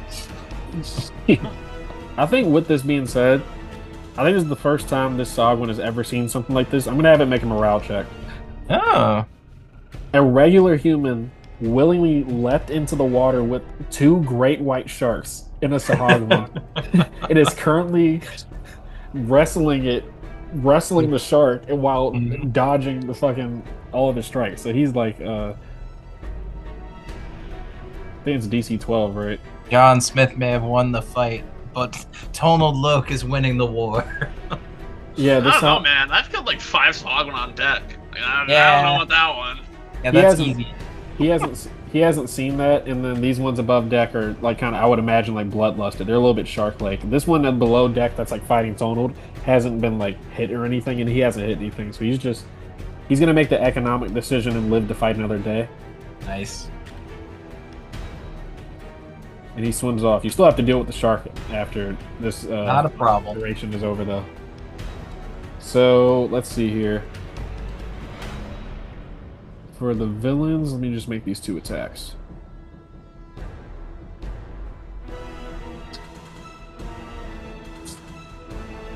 A 19 hits you guys, but that's just 1 damage. I'd take it. Alright. Let's see. I think that's it for my villains. You guys are up. I'm gonna shout at Finn, go for the little one. I got this bigger one. And I'm gonna I was just bring thinking my that. sword too. across and swing at the last normal Sahagwan. We fight back to back. Oh, for only a 10. Oh no, I think I'm gonna miss. Yeah, I'm gonna go for that the misses. big one. Okay, I don't get my rage damage, but oof, missed as well. Yeah, the fight's just getting desperate at this point. I think there's so much blood, like dark green blood on the deck of the ship along with the rain that it's hard to like keep your footing and everything. I don't think you guys have fought in this type of environment before. Yeah, definitely not Shanti, because she tries with her crossbow and also misses. This is brutal. The winds are kicking throughout the air and everything, and it causes the crossbow bolt to go wayward. And the ship's like rocking around and dodging back and Oh forth. yeah, for sure. Like this is insane. It's rapid water and then high winds, rain, dodging rock formations all over the place. It's a D20 for Flynn. Flynn is going. Like, he is going crazy. This is the Seahawk of Aegir. He's talking about his war stories. And I did it just like this as he steers out of the way. I'm glad you're rolling these 20s on the ship steering and not the monsters. Yeah. I told you guys he was a good captain. 1d6 now for this new round. Ah, this guy. I could no. lose to a 6. I'll be the Only- one. I only roll good initiative when I'm DMing. Funny. See, I told him. That is a 3, so the villains will go first again. I think the shark. What's the chance these guys run away on the deck? We've killed like 5 or 6 of them. Like, Yeah, I think at this point, they kind of realize that this is a little bit of a hopeless effort. I will have these 2 morale roll. checks. Yeah, I will have roll 2 morale checks. well, 18, 7. Okay. The main, like, bigger one that looks like it was one of the lieutenants stays. It looks like they're like arguing with each other, like chirping back and forth in this high-pitched squealing. The smaller minion Sahagwan with the shoddy armor, you see he leaps into the water and swims away. But the other one remains steadfast and loyal to his fallen chief. The brave Sahagwan. He wants the chief's horn. Only one left. I crushed that. Yeah, you After I crushed killed it. him, Yeah. I crushed it on my I don't know foot. why I made the DM mistake of narrating that it was on the ground, and I should have known it would be smashed immediately. I should have just not said Immediately, as anything. soon as you were like, it falls on the ground as you kill the Sahagwin chieftain, I was like, oh, perfect. And then my character's going to stomp on it to Yeah, break I it. mean, in my mind, I was like, I'm gonna be fair and describe that it's on the ground. So when someone picks it up and summons more, they can't be mad at me. Nope. Yep. It's All right. gone. So 1 bite against you, Tonal, from the shark. Bring it. That's a 22 Ow. for 4 damage as it sinks its jagged teeth into your side. Oh, That's pretty good for first damage for 3 rounds and with 2 sharks. Yeah. yeah. Yeah. You should come surfing out here in the Pacific Coast, see if that works out. You will go after the man who smashed the conch shell. 2 strikes against you, John. It doesn't hit. Logging them away with my great sword. Yeah, you guys are just in pitched combat. So that is the end of the villain's turn, and Oh, that's a natural 1. I can't hit him. the natural one No. is gonna make an attack roll towards you. Oh, that'll hit. Yeah. Damn. Sidesteps your strike. It looks like he might have been the next upcoming captain at some point at this rate. He sidesteps your strike and sinks a trident into your leg.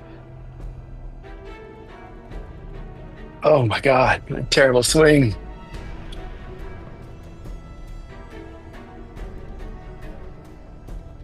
Who else? Shanti, Shanti and then Tonal. and the crossbow. Oh, this time 17, you hit. Yeah, there we This go. time she's trying to reload the crossbow, and while she's looking at it, trying to reload it, it goes off and it hits this trident right there in the back, right between the shoulder blades. She's like, I did that. You aim like down the line. It seems like the wind carries your crossbow bolt, and like it just speeds it up enough to where it not only sinks into his shoulder blade. John Smith and Fenton on the other, you see it come out the other side of his chest as it's attached to his heart, and that kills him. Shot. I kind of like shout that across the boat. I give her a 6-7, as the kids say. Oh no! Oh no! I hate that meme so much. That's a whole different tangent. Tonal, you're currently in But pitch. Caleb thinks cooking's bad. Wait till you're about 6'7". Tonal, you are currently in pitched combat with the shark. Yes.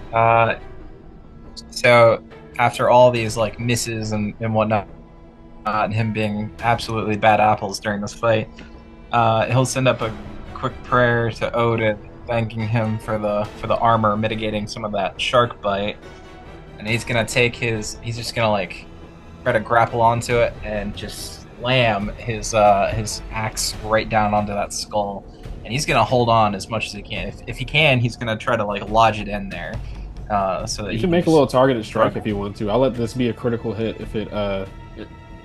Cool. I'll say it increases its AC, but it'll add +5 to its AC. I think that's just the way that usual targeted strike sort of stuff is. So if you hit, that's going to be a critical. Okay. So what is the AC then? What do I gotta beat? Well, you'll see if you beat it. Oh, fair enough. 19 Yeah, though. You definitely Yeah. beat it. Its great. AC was 16 with +5 to it. Yeah. So you described to me. Let me see. Roll damage because you might kill him in 1 hit. Yep. 10 wait, I gotta roll 2. Yeah, additional D8. Oh, snap. How much is that? 13. Yep. Plus Oh, bonus, right? plus 1. 13. So 14 damage. Yeah, so 14. Yep. You knock it down to something that rhymes with 1 health. It's gonna make an instant morale check. Ton health. Ton health. Yep, ton health. That's a 10. So you can see this thing is about to run away as you describe how you like land this like a thunderous blow into the shark. Mm-hmm. I just like I imagine it's kind of still got a little bit of a bite on me, and I'm just arcing my arm over as hard as I can, even in the water. I've still got some strength to it, and just bring the axe down into its head, or I guess neck area, and just lodge it in there.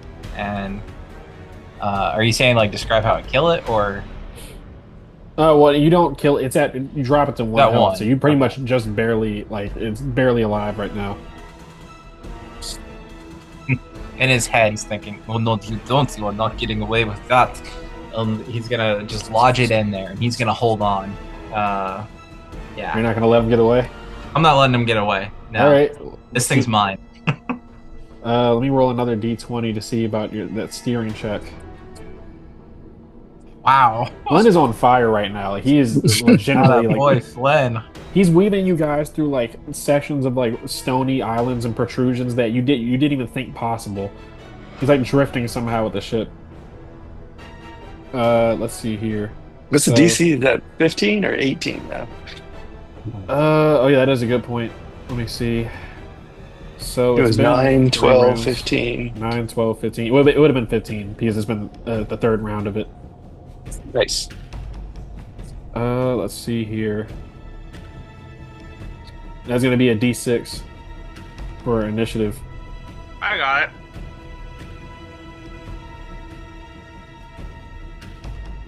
Yeah, Okay. that sucks. 2.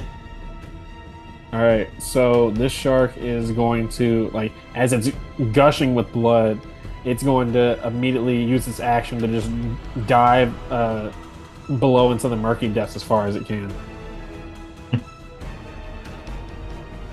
And I don't want to take your agency away, but in particular, but you would be moving at half speed while underwater since you don't have a swimming speed. There's no way you're actually gonna be able to catch up with this thing if it's like booking it away. Well, He the also tied to a what I rope. was describing earlier was that my axe is lodged in it. I was hoping to, Okay, all to right. stay like attached to it, and I've got the rope wrapped around my arm. So if I need to make like a strength check or something, I'm happy to do that. No, you can stay attached to it. Like you have it. I'll say you have the axe lodged into it. So you guys on the surface saw a whole bunch of thrashing, like on the surface of the water, and then suddenly it just stops as Tonald is dropped below into the murky depths. So in effect, you're like 60 feet underwater. Yeah. Okay. Let's see. Ears Here. popping. Yeah, it's definitely a lot of pressure in your ears. And that is the crawlers. Let's we hoist up this crazy sea wolf and see if anything's left of him, or Fucking getting dragged down.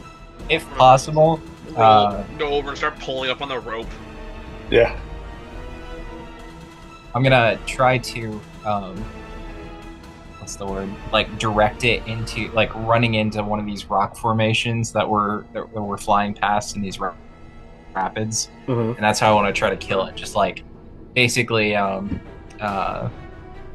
slam it into one of those. I'll say this is an Trying to opposed. direct it with the axe or whatever. Yeah, this is an opposed strength check. Now, there's no roll for you guys on the part that are trying to like pull Tonald up. So you do feel a little bit of a tug on your back as they start pulling you. But we'll see here. With the axe lodged in it, can I get an advantage? Yeah, I'll let you get advantage. Why not? I did count it as a critical hit. Sweet. That is 15 total. 15. Yeah, so you described you guys are you were attached to this. It's actually a little bit like a crazy scene, like when those movies when someone will be like attached by a chain to a car and they're trying to like dodge stuff as the car is driving by. Mm-hmm. It's that same sort of thing. So you're having to like you're attached to this ship by this like rope and everything. So you're trying to like dodge these stony protrusions, but you find one that is perfectly shark shaped. Perfect for mounting a shark's head on. Yes, and I'll just plant my feet onto its back where my axe is lodged in, kick off, and just like use the full force of my kick to shove it into that oncoming spike of rock and impale it. Yeah, thuds in with a sickening crunch as blood like literally spews everywhere. You guys see you can tell where Tonald is because there's a trail of where like the rope is being pulled. There's a trail of red that's like emerging on the surface in like a serpentine pattern as he's like wiggling underwater. You don't know what the fuck is going on, but there's a lot of blood coming from where he's at. But Just you, hoisting the rope up, right? yeah, you hoist Just him up. haul, haul. Yep. You I hoist him burst up. out from the water. I lost There you he there. is. There he is. Well, you missed the fight, son. This the what? You're lucky you Yeah, didn't we were up here drown. fighting. He just jumped off the side. We were fighting these Saugans up here. What are we doing down there? Flynn, Just went for a swim. No, Flynn, fought, Flynn yells over. my own battles. While you were taking a nice little swim, we were up here doing the real man's work, or real people's work, as he nods to Shanty. Did you notice how there was no more attacks on the whole of the ship?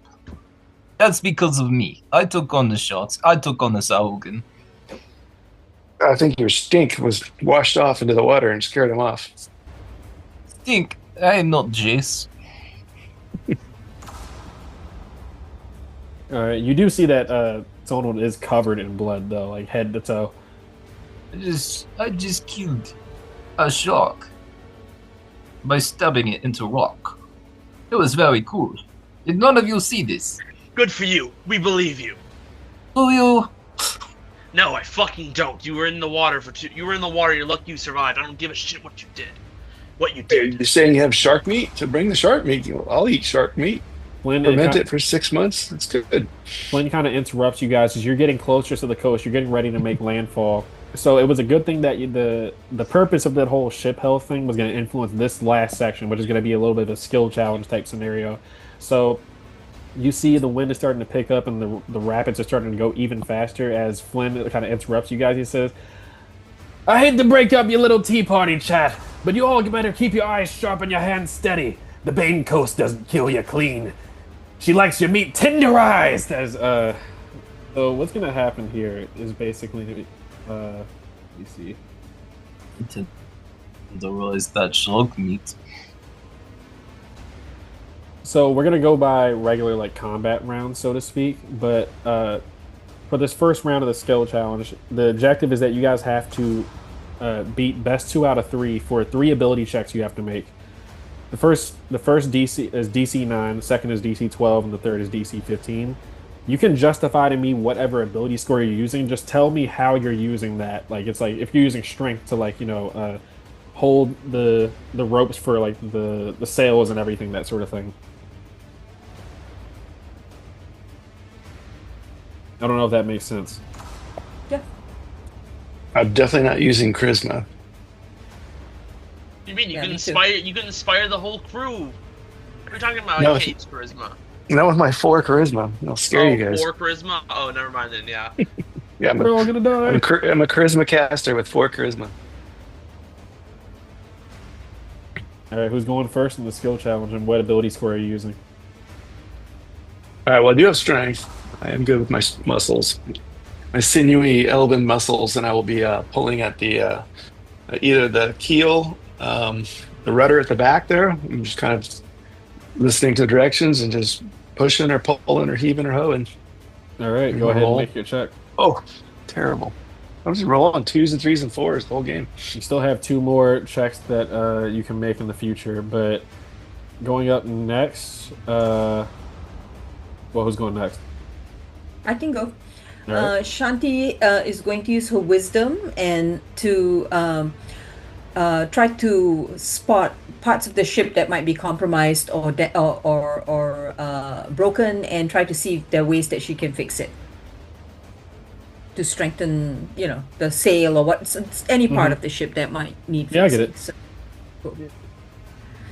Yeah. She's also apparently not very wise right now. What did you get for your check? That is an 8. 8. All right, so that is 1 failure. All right. Good old John Smith, using his intelligence, is going to go and fasten the knots, knowing how to tie them properly. Making sure that all the ropes are tied down, like the sails and whatnot.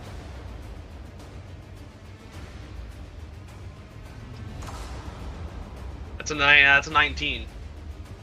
19 succeeds. Okay, so mark that down as your first success. You need it best 2 out of 3. Gotcha. Is that everybody for the first round? I think Caleb still needs to do something. Yeah, sorry. Say what I need to do again. You roll one ability check of your choice. You justify to me how you're using that. Okay. Um, I think we'll probably stick with strength. I think that's our best bet. Um,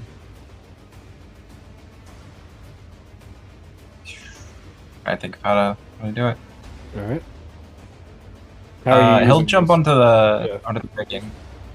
Yeah, he'll jump onto the rigging and try to help out Jace with like keeping the sails in their proper position. He's cursing up a storm as he's trying to like rapidly hammer patch up sections of the hull. They're like filling with water. What's your language, boy? Shut the fuck up! He's like freaking out. Uh, 10 total. 10 total. That succeeds since the first round was DC 9. So make sure all of you guys are like marking, how many successes and failures you have. Next round though, is DC 12.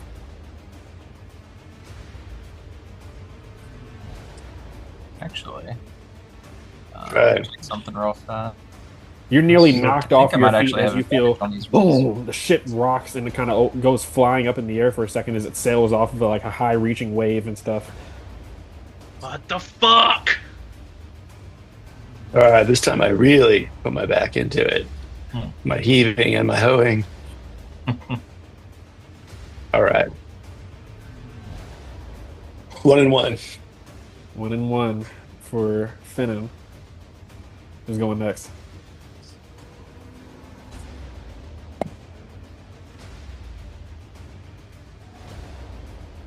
I guess I can. Uh, I think the Sea Wolf has advantage on like seafaring checks and whatnot. Is that right? Yeah, that You actually is. should. That is true.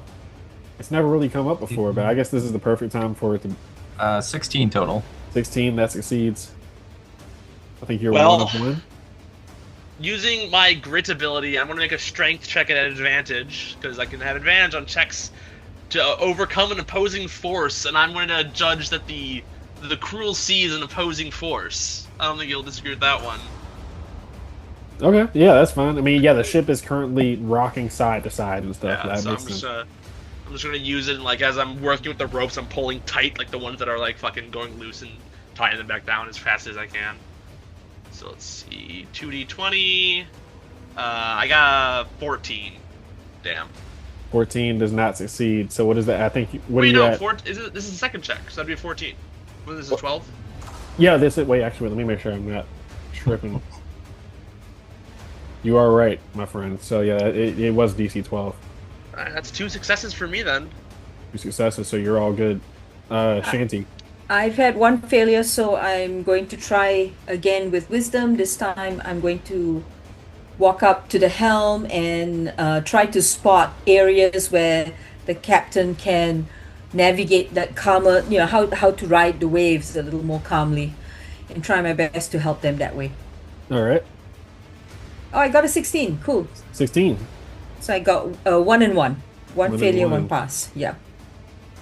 And that will move on to the final round. Well, not maybe not final round, depending upon what's everybody's current success fails. I'm at 2. Successes. 1-1. Finn is 1-1 as well. Okay, so Finn and Shanty, this is definitely gonna have some implications for what happens. Go ahead and make your final check. Okay, and it's going up by 2 each time, so we're at You're 16? at DC Just those 15. two. The first was DC 9, the second was DC 12, and then the third is DC 15. Nice. Woohoo! There you go. Very nice. All right, I'm pushing them even at Shanty home. made it. Yes. Nice. Way to go, Finn. I think that's everybody gets 2 out of 3, Good right? spotting. Yep.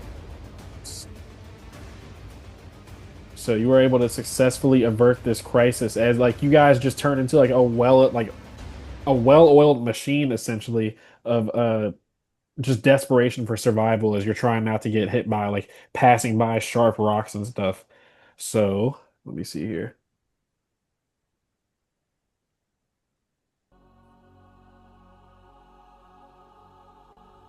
Just trying to make sure that this is all good. Is that a decent volume for you guys? That sounds fine. All Sounds right, good. Yep.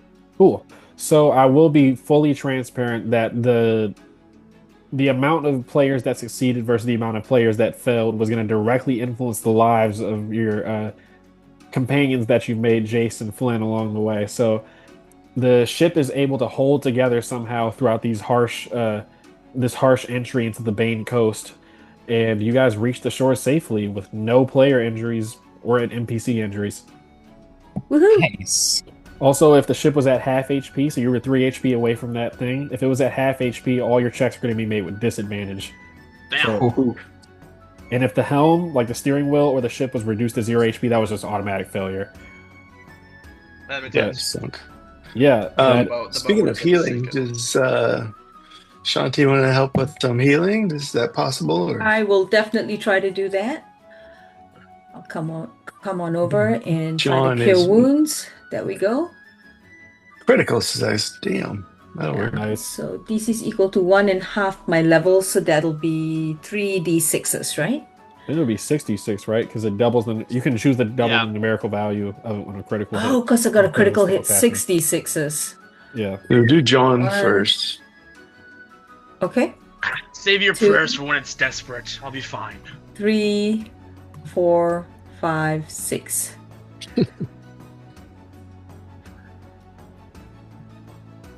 13? 13 total HP. So, is this just like one specific target? One target, yeah, at a time. Okay. Yeah. Who are you healing for this? Who needs it the most? I think John did. Oh. No, he was down more than I was. Oh, was he? Yeah. Okay. Whoever needed it, please help yourself to it. So I think it would just be the lowest. Yeah. Just so John is Yeah. healed. And are you healing anybody else? I'll do one more. We do have one luck token, right, to start? Do we? Not usually. No. Oh, okay, okay. Do you have the bless spell? I don't think I have the bless Trying to spell. tempt the Let me players double into forfeiting those spells. check. Let me see what spells I have. No, I don't have the bless spell, unfortunately. But I'm going to try again. Are we? Does it look like we might be heading somewhere where we can get some rest? Yeah, you are heading towards civilization. So this is a good point to bring up. The location you guys are heading to, it's near the Black Earth Consortium, the capital known as Bramspire. But the basically highest ranking fort of all the Beast Boys across the world is a fort called Fort Gol'Kosh. And does anybody speak Orcish at all? Jace does. Jace does speak it, but I don't know if you guys would mention it at all. I'm gonna take that as a no then. Yeah, I don't. Okay, yeah, no, that's fine. So you don't know what it stands for. But yeah, Fort Gol'Kosh, which you would recognize, is definitely like in some sort of like Orcish dialect for the name. That is where you guys are heading. So you guys would be getting like near civilization, to answer your question. Like in the very near future, right? We don't have to. Yeah. Okay, good. In that case, then maybe I'll hold off with the cure wounds since we're going to get some rest. But if it looks like we need it, I'll certainly whip it out. Mm-hmm. All right. So, well, actually, I'll definitely save you guys as tokens. So whether you guys want to rest is going to be kind of up to a specific decision you want to make regarding the wild hunt in general. So let me go ahead and get you guys moving. Once things have calmed down, Tonald's gonna go over and sit down and just pull out, like get some bandages or whatever and kind of nurse his wound. And the whole time he's just gonna be grumbling. He's in a really sour mood that he got beat by John, and then nobody saw him do the most epic thing he's ever done in his life. Shanti walks up to him and she says, "Tonal, I believe you. Because, I too shot 2 of those creatures. I was so good at it too." And she giggles a little bit. That's Jace?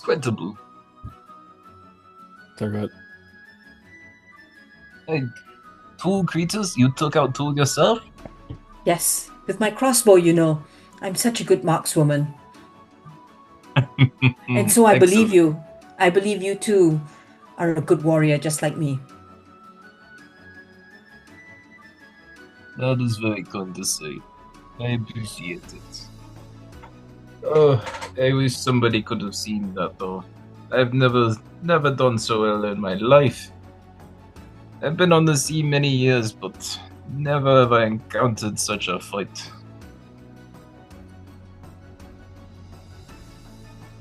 Yeah, Flynn walks up and gives you guys a pat on the back. That was some mighty fine fighting. Reminds me of my olden days. And you see Jace like runs up, like full little kid crying as he like goes and hugs Flynn. He's like, I thought you were gonna die. Yeah, Flynn just kind of like pushes him off, not wanting this. He's a very hard nosed guy, so he does not want this type of affection. He's just like, I told you Blackbeard's ass crack would be drowned in desert sand before death takes the Seahawk of Aegir. They're just consoling each other from the stressful situation. But yeah, you guys, I imagine, eventually just make your way, or do you like accompany them to the nearby town of Brimspire, or are you going straight to the fort?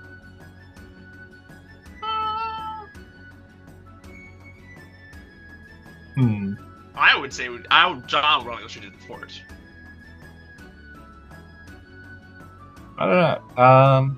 Yeah, I'd say probably go to the fort. They're experienced, fishermen. No need to accompany an old man. If I get torn apart by some beast, it'll be your fault. Alright then. I don't give a fuck. Good man. I'll walk over and clasp his wrist, and with such fine helmsmanship as that, no creature shall ever catch you. That was mighty fine indeed. I know it was. After all, it's me. If you all need One of any, the finest Go ahead. with. I was just You're one of the finest captains I've ever sailed with. It was an honor. the pleasure was all mine. I haven't had such an exhilarating ride like that in years. If you all need any future sort of any future sailing, I'm more than happy to oblige once I get my ship repaired. Of course. and I'll give him 5 gold. Here's something to help with that. He gives you a nod. This is a very stone cold ex-pirate guy who he's not going to show any emotion, but he very generous gesture that he accepts. I'm not getting on a boat again for 10 years if I can avoid it. Sea sucks. Oh, thank God for land. All right, so you guys make your way through the Black Earth Consortium. You kind of have to like skirt along the edges if you're not traveling through like the civilization sections. You go off road eventually to this is a very like kind of like temperate, kind of like probably the best weather you guys might have come across. Like there's some other areas throughout the world that have pretty decent, but it usually is like very like erratic. It changes wildly and stuff just because of the ruination. But it's a nice scenic walk. Like you see regular wildlife like rabbits and stuff like that, and deer running around without the threat of monsters beyond comprehension. But you eventually make your way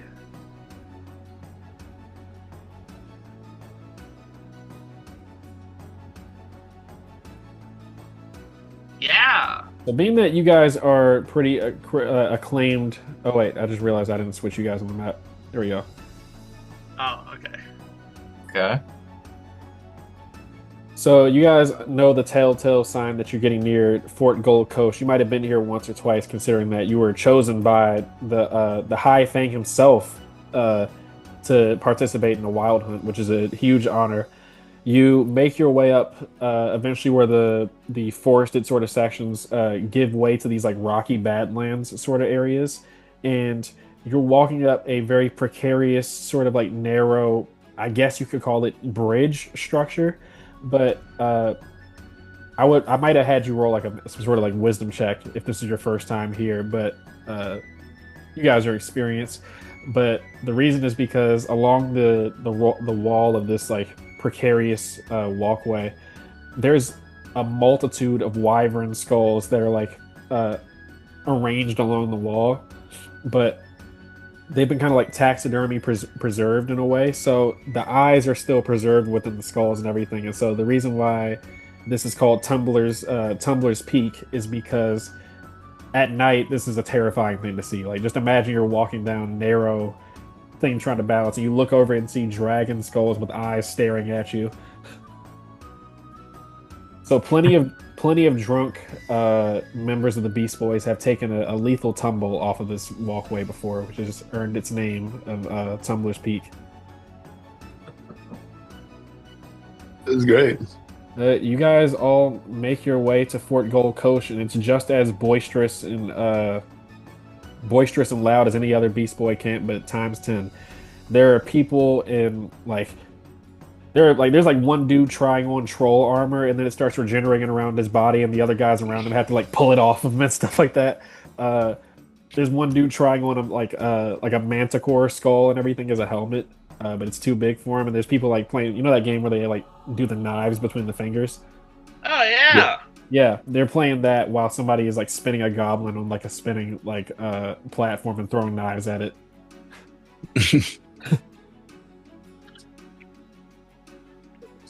But yeah, this is Fort Gol'Kosh. That looks fun. Let me try.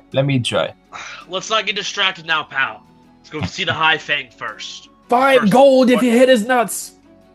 Is it the first Fang or the High Fang? What was it? You just said it. Yeah. Let's go speak to the High Fang first. That's why we're here. Let's not get distracted until we at least know that much. Oh, fine. Let's go. One dude picks up a knife and it's like he says he's aiming for the nuts this time, but misses, and everybody gets upset. But yeah, you guys make your way to the High Fang. Let's see here. Along the way, you guys are stopped by a familiar face you would have seen before. He's kind of known as... So I'll actually explain the formal ranking system of the Beast Boys.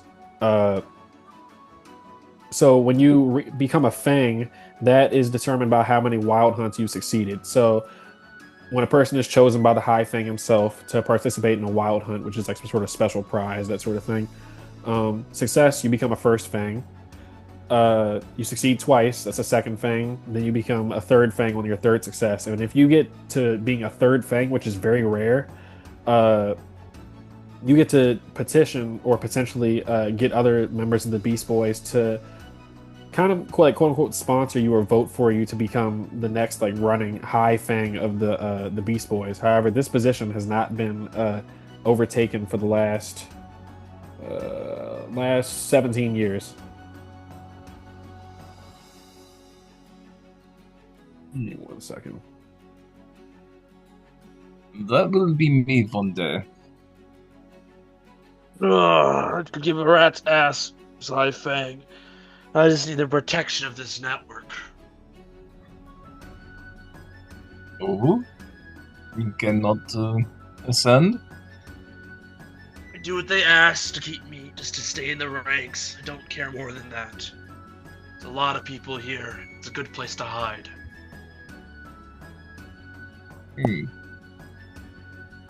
I will bring honor to my people if I do this and am successful in this.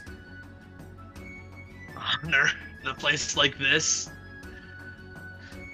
The man without ambition will drown in the ocean of complacency, John. I had plenty of ambition once, and it just earned me a bounty, and that was about it.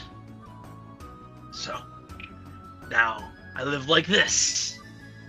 It's fantastic.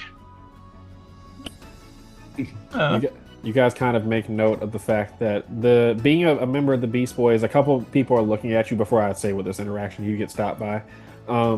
People are definitely like staring at you since you very clearly are experienced in the mortality rate of being a member of the Beast Boys is sky high. I don't know the percentage, but it's kind of like how in Attack on Titan, most of the scout regiment dies within their first mission. Most people don't live past being a Beast Boy for maybe what, like a year tops. They usually die to some sort of horrible beast. So the fact that you guys are experienced to get to a little bit of pedigree, but you notice you're eventually stopped as you can't get past this crowd along the way to going towards like the tent of the High Fang. As like I said, you see a familiar face is currently arm wrestling a whole bunch of people. It's this large human man who has three fangs on like a necklace that is hanging on his I don't know why I can't think, his scale mail. It's like adorned with various monster parts and stuff. This man is known as, I'll send it in the chat. His name is Edward Winter. He's a large, burly man that is like probably like around like 5'10", but easily like 250, 260 pounds. Just this like offensive lineman size type of guy.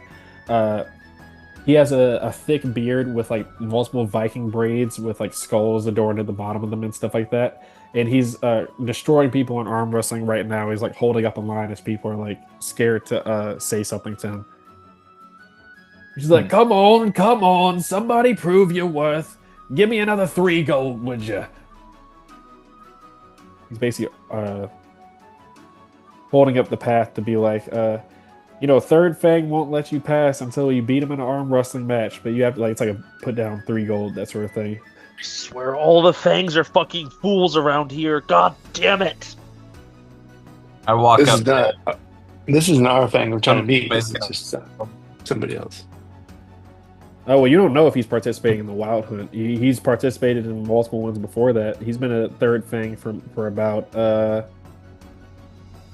around 9-10 years, that sort of thing. He's like in his 50s.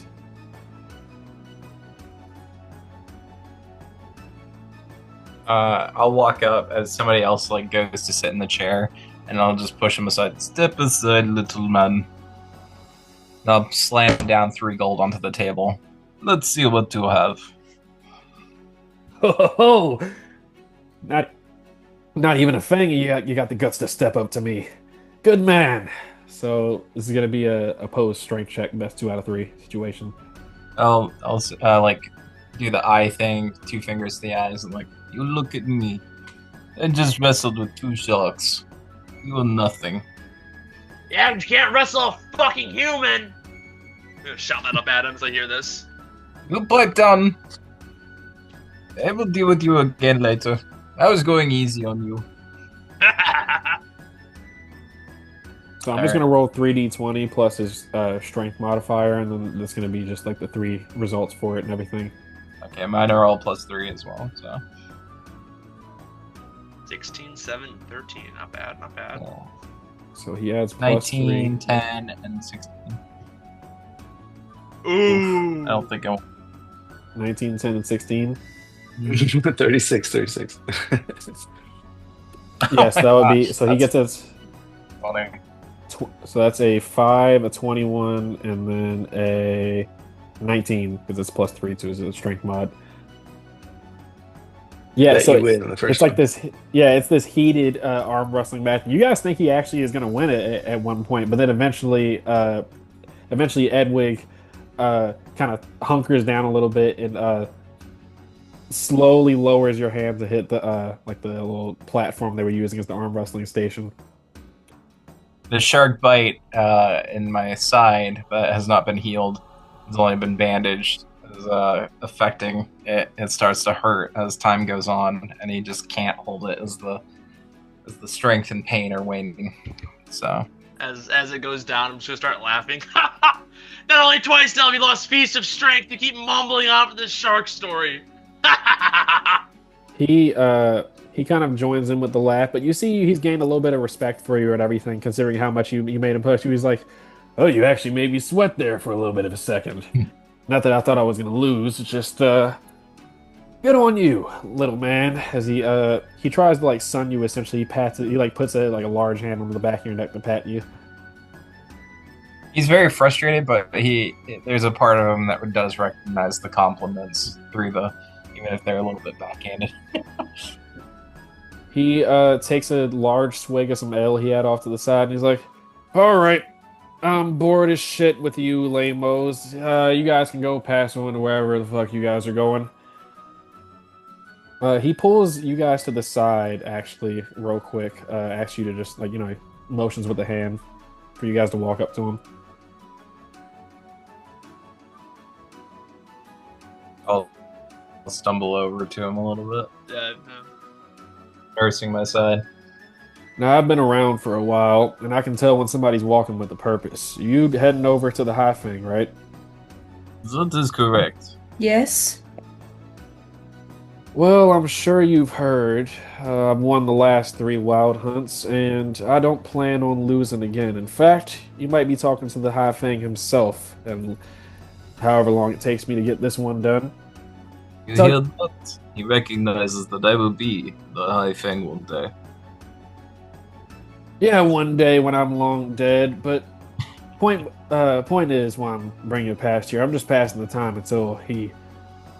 You see, he has a little bit of disdain when he's talking about the High Fang. He's like, once he chooses to start the hunt whenever, I'll get a move on. But I wanted to talk to a couple of people that are wanted to take part in this one. You can take a step back. I'm sure you've noticed as he points around to, like, there's various businessmen from the Black Earth Consortium that are, like, issuing out, like, rewards for contracts and stuff like that. He says this place used to have substance. We weren't bogged down by all this contract legal crap. It's turned into a complete shit show. I'm gonna right the ship. So you guys just take a step back for this wild hunt. You guys can try next year. I'm sure, by the time I get the position, I'll make sure you guys are the first ones I invite for it. But let's not make this a whole thing. I'd rather not get too competitive out there, if you understand what I'm saying. I did not fight 2 sharks to come here to be turned away. We will participate in this hunt, and we will win. Yes, indeed. My friend here is a shark killer, and I'm a super amazing markswoman. We will make sure we will win. My presence was requested to join the hunt. I'm not going to turn it down. It's an honor.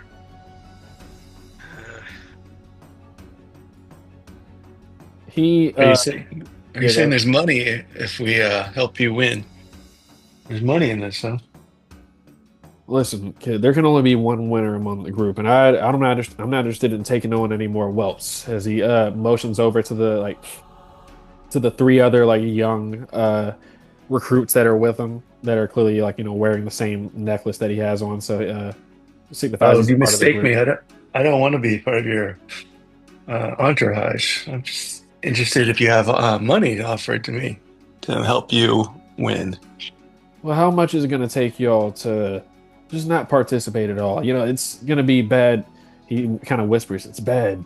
It's a bad look for me to have people in there that are letting me win, if you understand. I've dominated these last couple wild hunts, and I just want to right the ship for this organization. So, how about you do me a solid? I'll give you. How much gold is it going to take for you to just wait till next year?" Well, I could be your scout for 200, and if you want me really out of it, it'd be about 500. About 100,000 to make me walk away. He kind of leans back in his chair a little bit. It looks like he's shocked that you guys aren't just gonna, like, take a small bribe or anything, and it seems like he's not taking it seriously, the prices you're saying. So he's like, "Oh, so you're gonna be difficult about this, aren't you? I want you to Point understand something." down to the bite mark in my armor, the row of piercing marks from the shark bite, and, like, you see this? I Listen. took that bite to get here. If I turn away now, this means nothing. We'll have the Sahagins tridents too as, like, trophies. I mean, we didn't swim through shark and Sahagin infested waters just for a mere few copper. I'm not talking 2 copper. I'm not handing you 100 gold, 200 gold per person. That's ridiculous. But How's 30 for each of you? Listen, Not worth my time. I want you to understand something.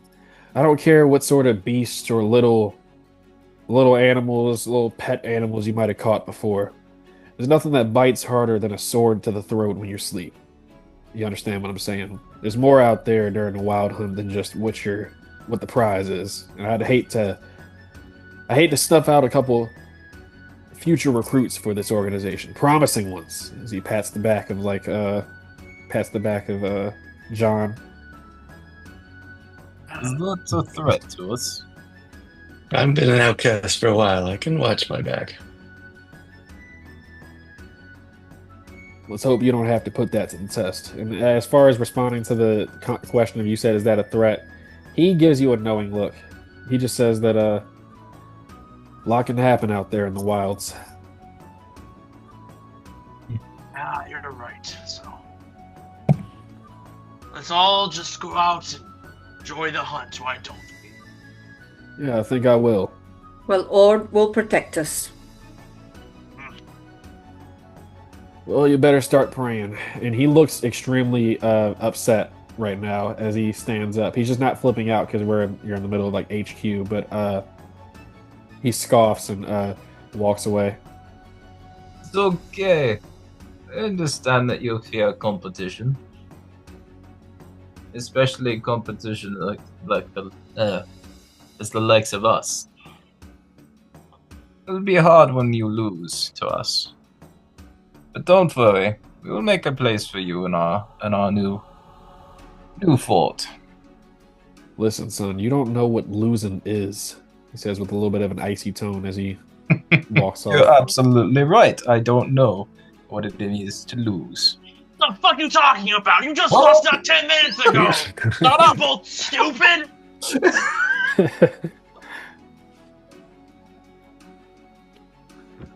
He means when it really matters. Indeed. Thank you, Fernand.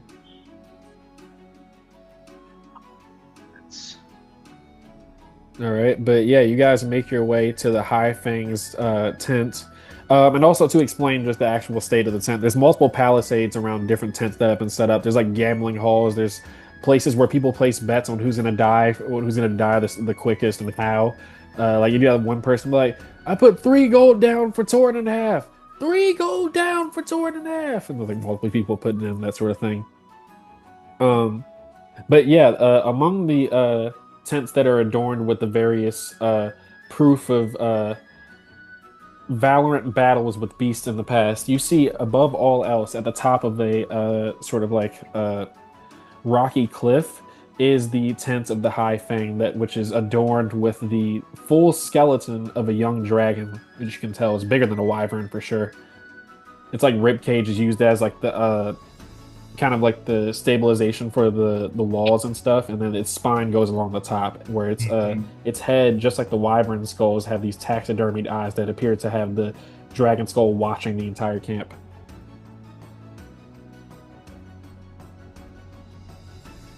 You make your way inside of the tent, and you notice that it is like pitch black in here. There's no sort of like lamps or torchlight on right now. Hello? High Fang? Do we know the name of the High Fang? What's his name? Let me see. Would you have met him before? Me, probably not. Is there a letter or missive or something I would requesting us? assume the name of the High Fang would just be known if he's the leader of the Beast Boys. Yeah, it would be a symbol. So, like the symbol of the Beast Boys, what I'm imagining is like a wyvern skull with like it's kind of like slitted eyes and everything, and there's like a sword like beneath like the jaw and everything. So you would have gotten that as like like parchment paper, which is like you don't get that unless it's from the High Fang, because the Beast Boys don't do. Most of the time, they don't do like super like large communications between each other across the world. Yeah. So, but yeah, as you call out, you all see 2 glowing yellow eyes, kind of like that are glowing in the darkness that stare at you. In the shadow darkness. Yep, the shadow darkness. Ooh. But A flame flickers to life as you hear a snapping sound, and you see sitting, kind of like leaned back in a chair. It looks like he was like kind of dozing a little bit. He has his feet on top of like a wooden sort of table and everything. You see, probably like for the first time, uh, the High Fang of the Beast Boys, a High Fang Cynic brand. He is a tiefling man. I'm not sure if you guys would have ever seen a tiefling before, but very devilish looking humanoid. He has this like pale gray skin that looks like it's like stone itself with a little bit of like a red hue. Um, he currently has a unlit cigar in his mouth, and you see these two large jutting horns that jut from his skull, and he has like white slick back hair and a huge like claw scar that goes down the left side of his face that like goes up to his left horn.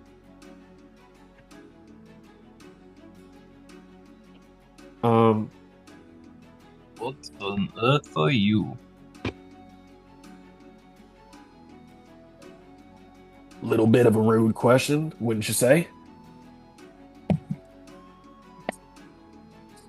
You all aren't trained to Perhaps. show respect to your elders.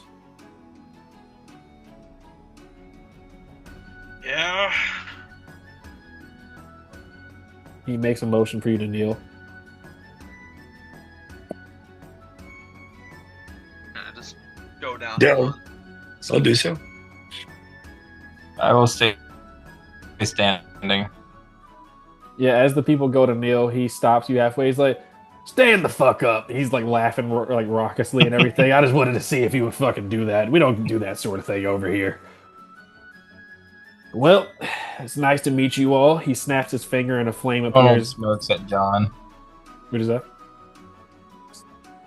You were raised in the wilds. I Tonal was at least smirks at John. raised in a city.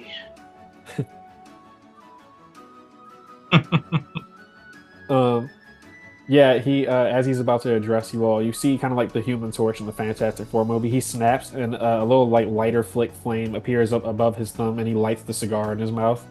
Um, and I'll say, as he's about to address you guys, you notice in the darkness, like underneath a table, you see two glowing red eyes and like a like jaw as it opens. It has like a red glow from beneath, and he yells out something in diabolic. I don't know who speaks diabolic. I do. Yeah, he says heal, and you guys see running out from underneath the table and like sitting right next to him is a hellhound. Just this like charcoal black hound with glowing red eyes and kind of heat radiating off of it. Yeah, it sits next to him, and he's about to address you guys as he says, "Normally, I don't summon recruits myself, but I heard tell of the exploits, and I guess I just wanted to get the cut of your jib. Plenty of dumbasses out there spill blood just for whatever stupid fucking reason, but it takes a special man to know why he spills his own. I guess I'm just curious, what makes you guys so motivated getting to the wild hunt?"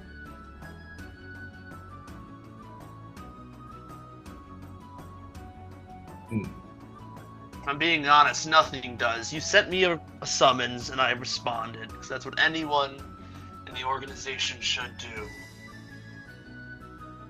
Now, I almost took that Fang's offer to sit out, but I feel like that would be a dishonor to you.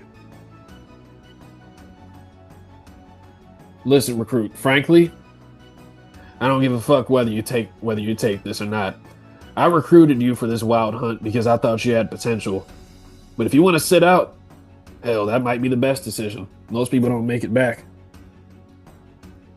Joining the wild hunt is when it goes from something for sport, something for a reason. I know lots of folks don't like the way that I've quote unquote monopolized our efforts, but I'll tell you why I do this, why I became the High Fang. It's for money, but not for the reason you think. Money is proof of your deeds. That's why I let y'all adorn your tents with skulls, wear whatever you want from your kills.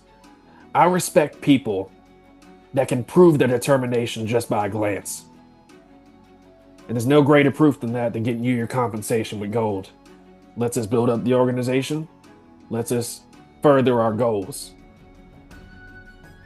So I'm going to ask you again. Why the fuck would you decide to go into a wild hunt?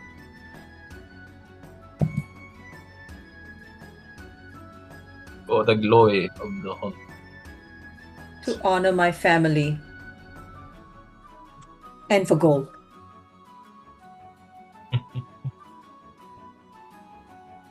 Gold And is- to prove that one day I will sit where you sit. He kind of leans forward and his cherry looks very intrigued. You got an ambitious one. Y'all usually die first. Either way, like I said, I've heard of what y'all done, and I'm interested to see not only if you make it, I'm interested to see what you make of yourselves. And don't feel bad if it's just for the money. Like I said, money's proof of your deeds. So unless you got anything else to say, can everybody roll me a wisdom check real quick? There's a little perception. Sure. I have a 3. Okay. 10. 5. There's no way every single person failed it. So this isn't Yeah, anything. failed. This isn't anything dangerous, but I imagine it's just. I mean, you're talking to the high Fang. This is a person that commands a lot of presence. Like just his actual in TikTok terms, his aura like that he gives off is a person of extreme self confidence. A person who's face down beast that would make people cower in fear. But along with that is this like strange sense of honor that you don't find among most Beast Boys. Most Beast Boys just that's why they don't take the wild hunt. It's not about some sort of like tradition or like spirituality. It's you get to, be a thrill junkie, hunt monsters. You get glory, gold, that sort of thing. But it's like usually a vain sort of thing. But this is a guy who like has a reason spiritually why he does what he does. So that comes off in his demeanor. But as you're kind of like maybe enraptured by his kind of like demeanor, you all feel like a sharp thwack on each of your shins as you hear like a loud thwacking sound as you see from that same like table that connects to like a little like series of like chests and things that he has in there.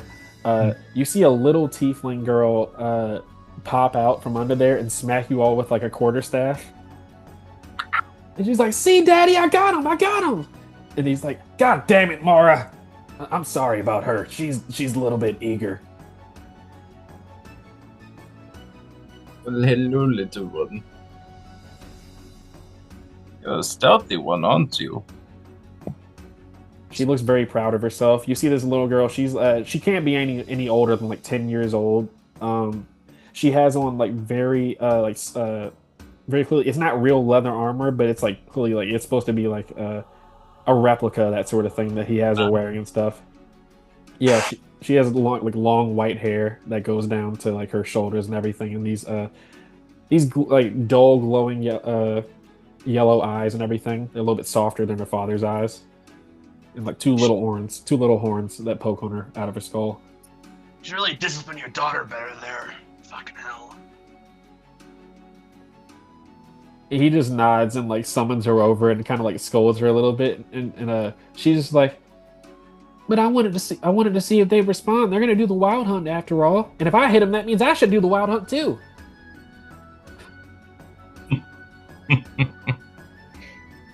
He is an ambitious one. Oh, children make me uncomfortable. She's Yes, thank you. yeah, he's basically just scolding her and stuff like that. He's like, Because she's as tall as you. "What is that?" Is that because she is as tall as you, Shanti? Oh, they just, all that young energy. Oof, I don't know. I've just never taken to them. Not for everyone. So you guys are gonna do the wild hunt? She completely ignores him trying to like scold her and everything, and he's like, you gotta attack the training dummies," and she ignores him and walks up to you guys and is like, "You guys are gonna do the wild hunt?" No, little Judd. We're going to win the wild hunt. Yes, we will be participating. I'm gonna win the wild hunt one day. I bet you will. You have this man as your father. She nods with pride. He killed that dragon that you see outside of the tent. I killed 2 sharks just today. Allegedly. She like lights up and asks you about like the story of how you did it. I kneel down and tell her the whole thing. Might exaggerate some parts. There might have been a 3rd shark. Yes, and then 5 sharks showed up and they combined together like Voltron and I'm just shaking my head and not saying anything about it. Yeah, she's psyched listening to this story and everything, and she's like, I don't know. I think she's in character is like too ecstatic to like because most people you can tell like probably find her a little bit annoying since she hits everybody. So she's excited listening to this story, but yeah, eventually Cynic Brand slides a piece of paper over to you guys and says, "This here will be the prize that you guys are hunting after." And it is a parchment of this like painting slash like drawing of a very like strange looking egg. It's go ahead and I think everybody, well, first let me get a time check for her how long everybody can keep playing. I've got about another 5 minutes. Yep. Okay. Yes. Sorry, I don't have much time either. Yeah, you're all good. I'm gonna wrap it up with this section. I'll just wrap it up with probably an intelligence or a wisdom check to know what this egg is. I can make an intelligence check. Yeah. It's gonna be a 20 non-natural from John Smith. Now we're doing really well. Yep. I'm gonna step over right away and take a look at the parchment. Nope. Not so well. Oof. So anyone who looks at it knows that this is the egg of some sort of serpentine magical beast. You don't know what specifically, since like there's a lot of like serpentine magical beasts, but that's the information that you get. And the details of this hunt will be given at the beginning of next session, since things are going to get a little bit buck nasty, as one might say. Seems to be some kind of breakfast. More scaled things, just what we need. Hopefully Anthony can join us next time. Yep. As he starts explaining, he says, "This is one of the many creatures that you might encounter out in the Shadowdark," and the title screen goes down. That is where we'll end the session. The Shadowdark. Oh my Nice. god. Shadowdark. Wait, what's the Shadowdark?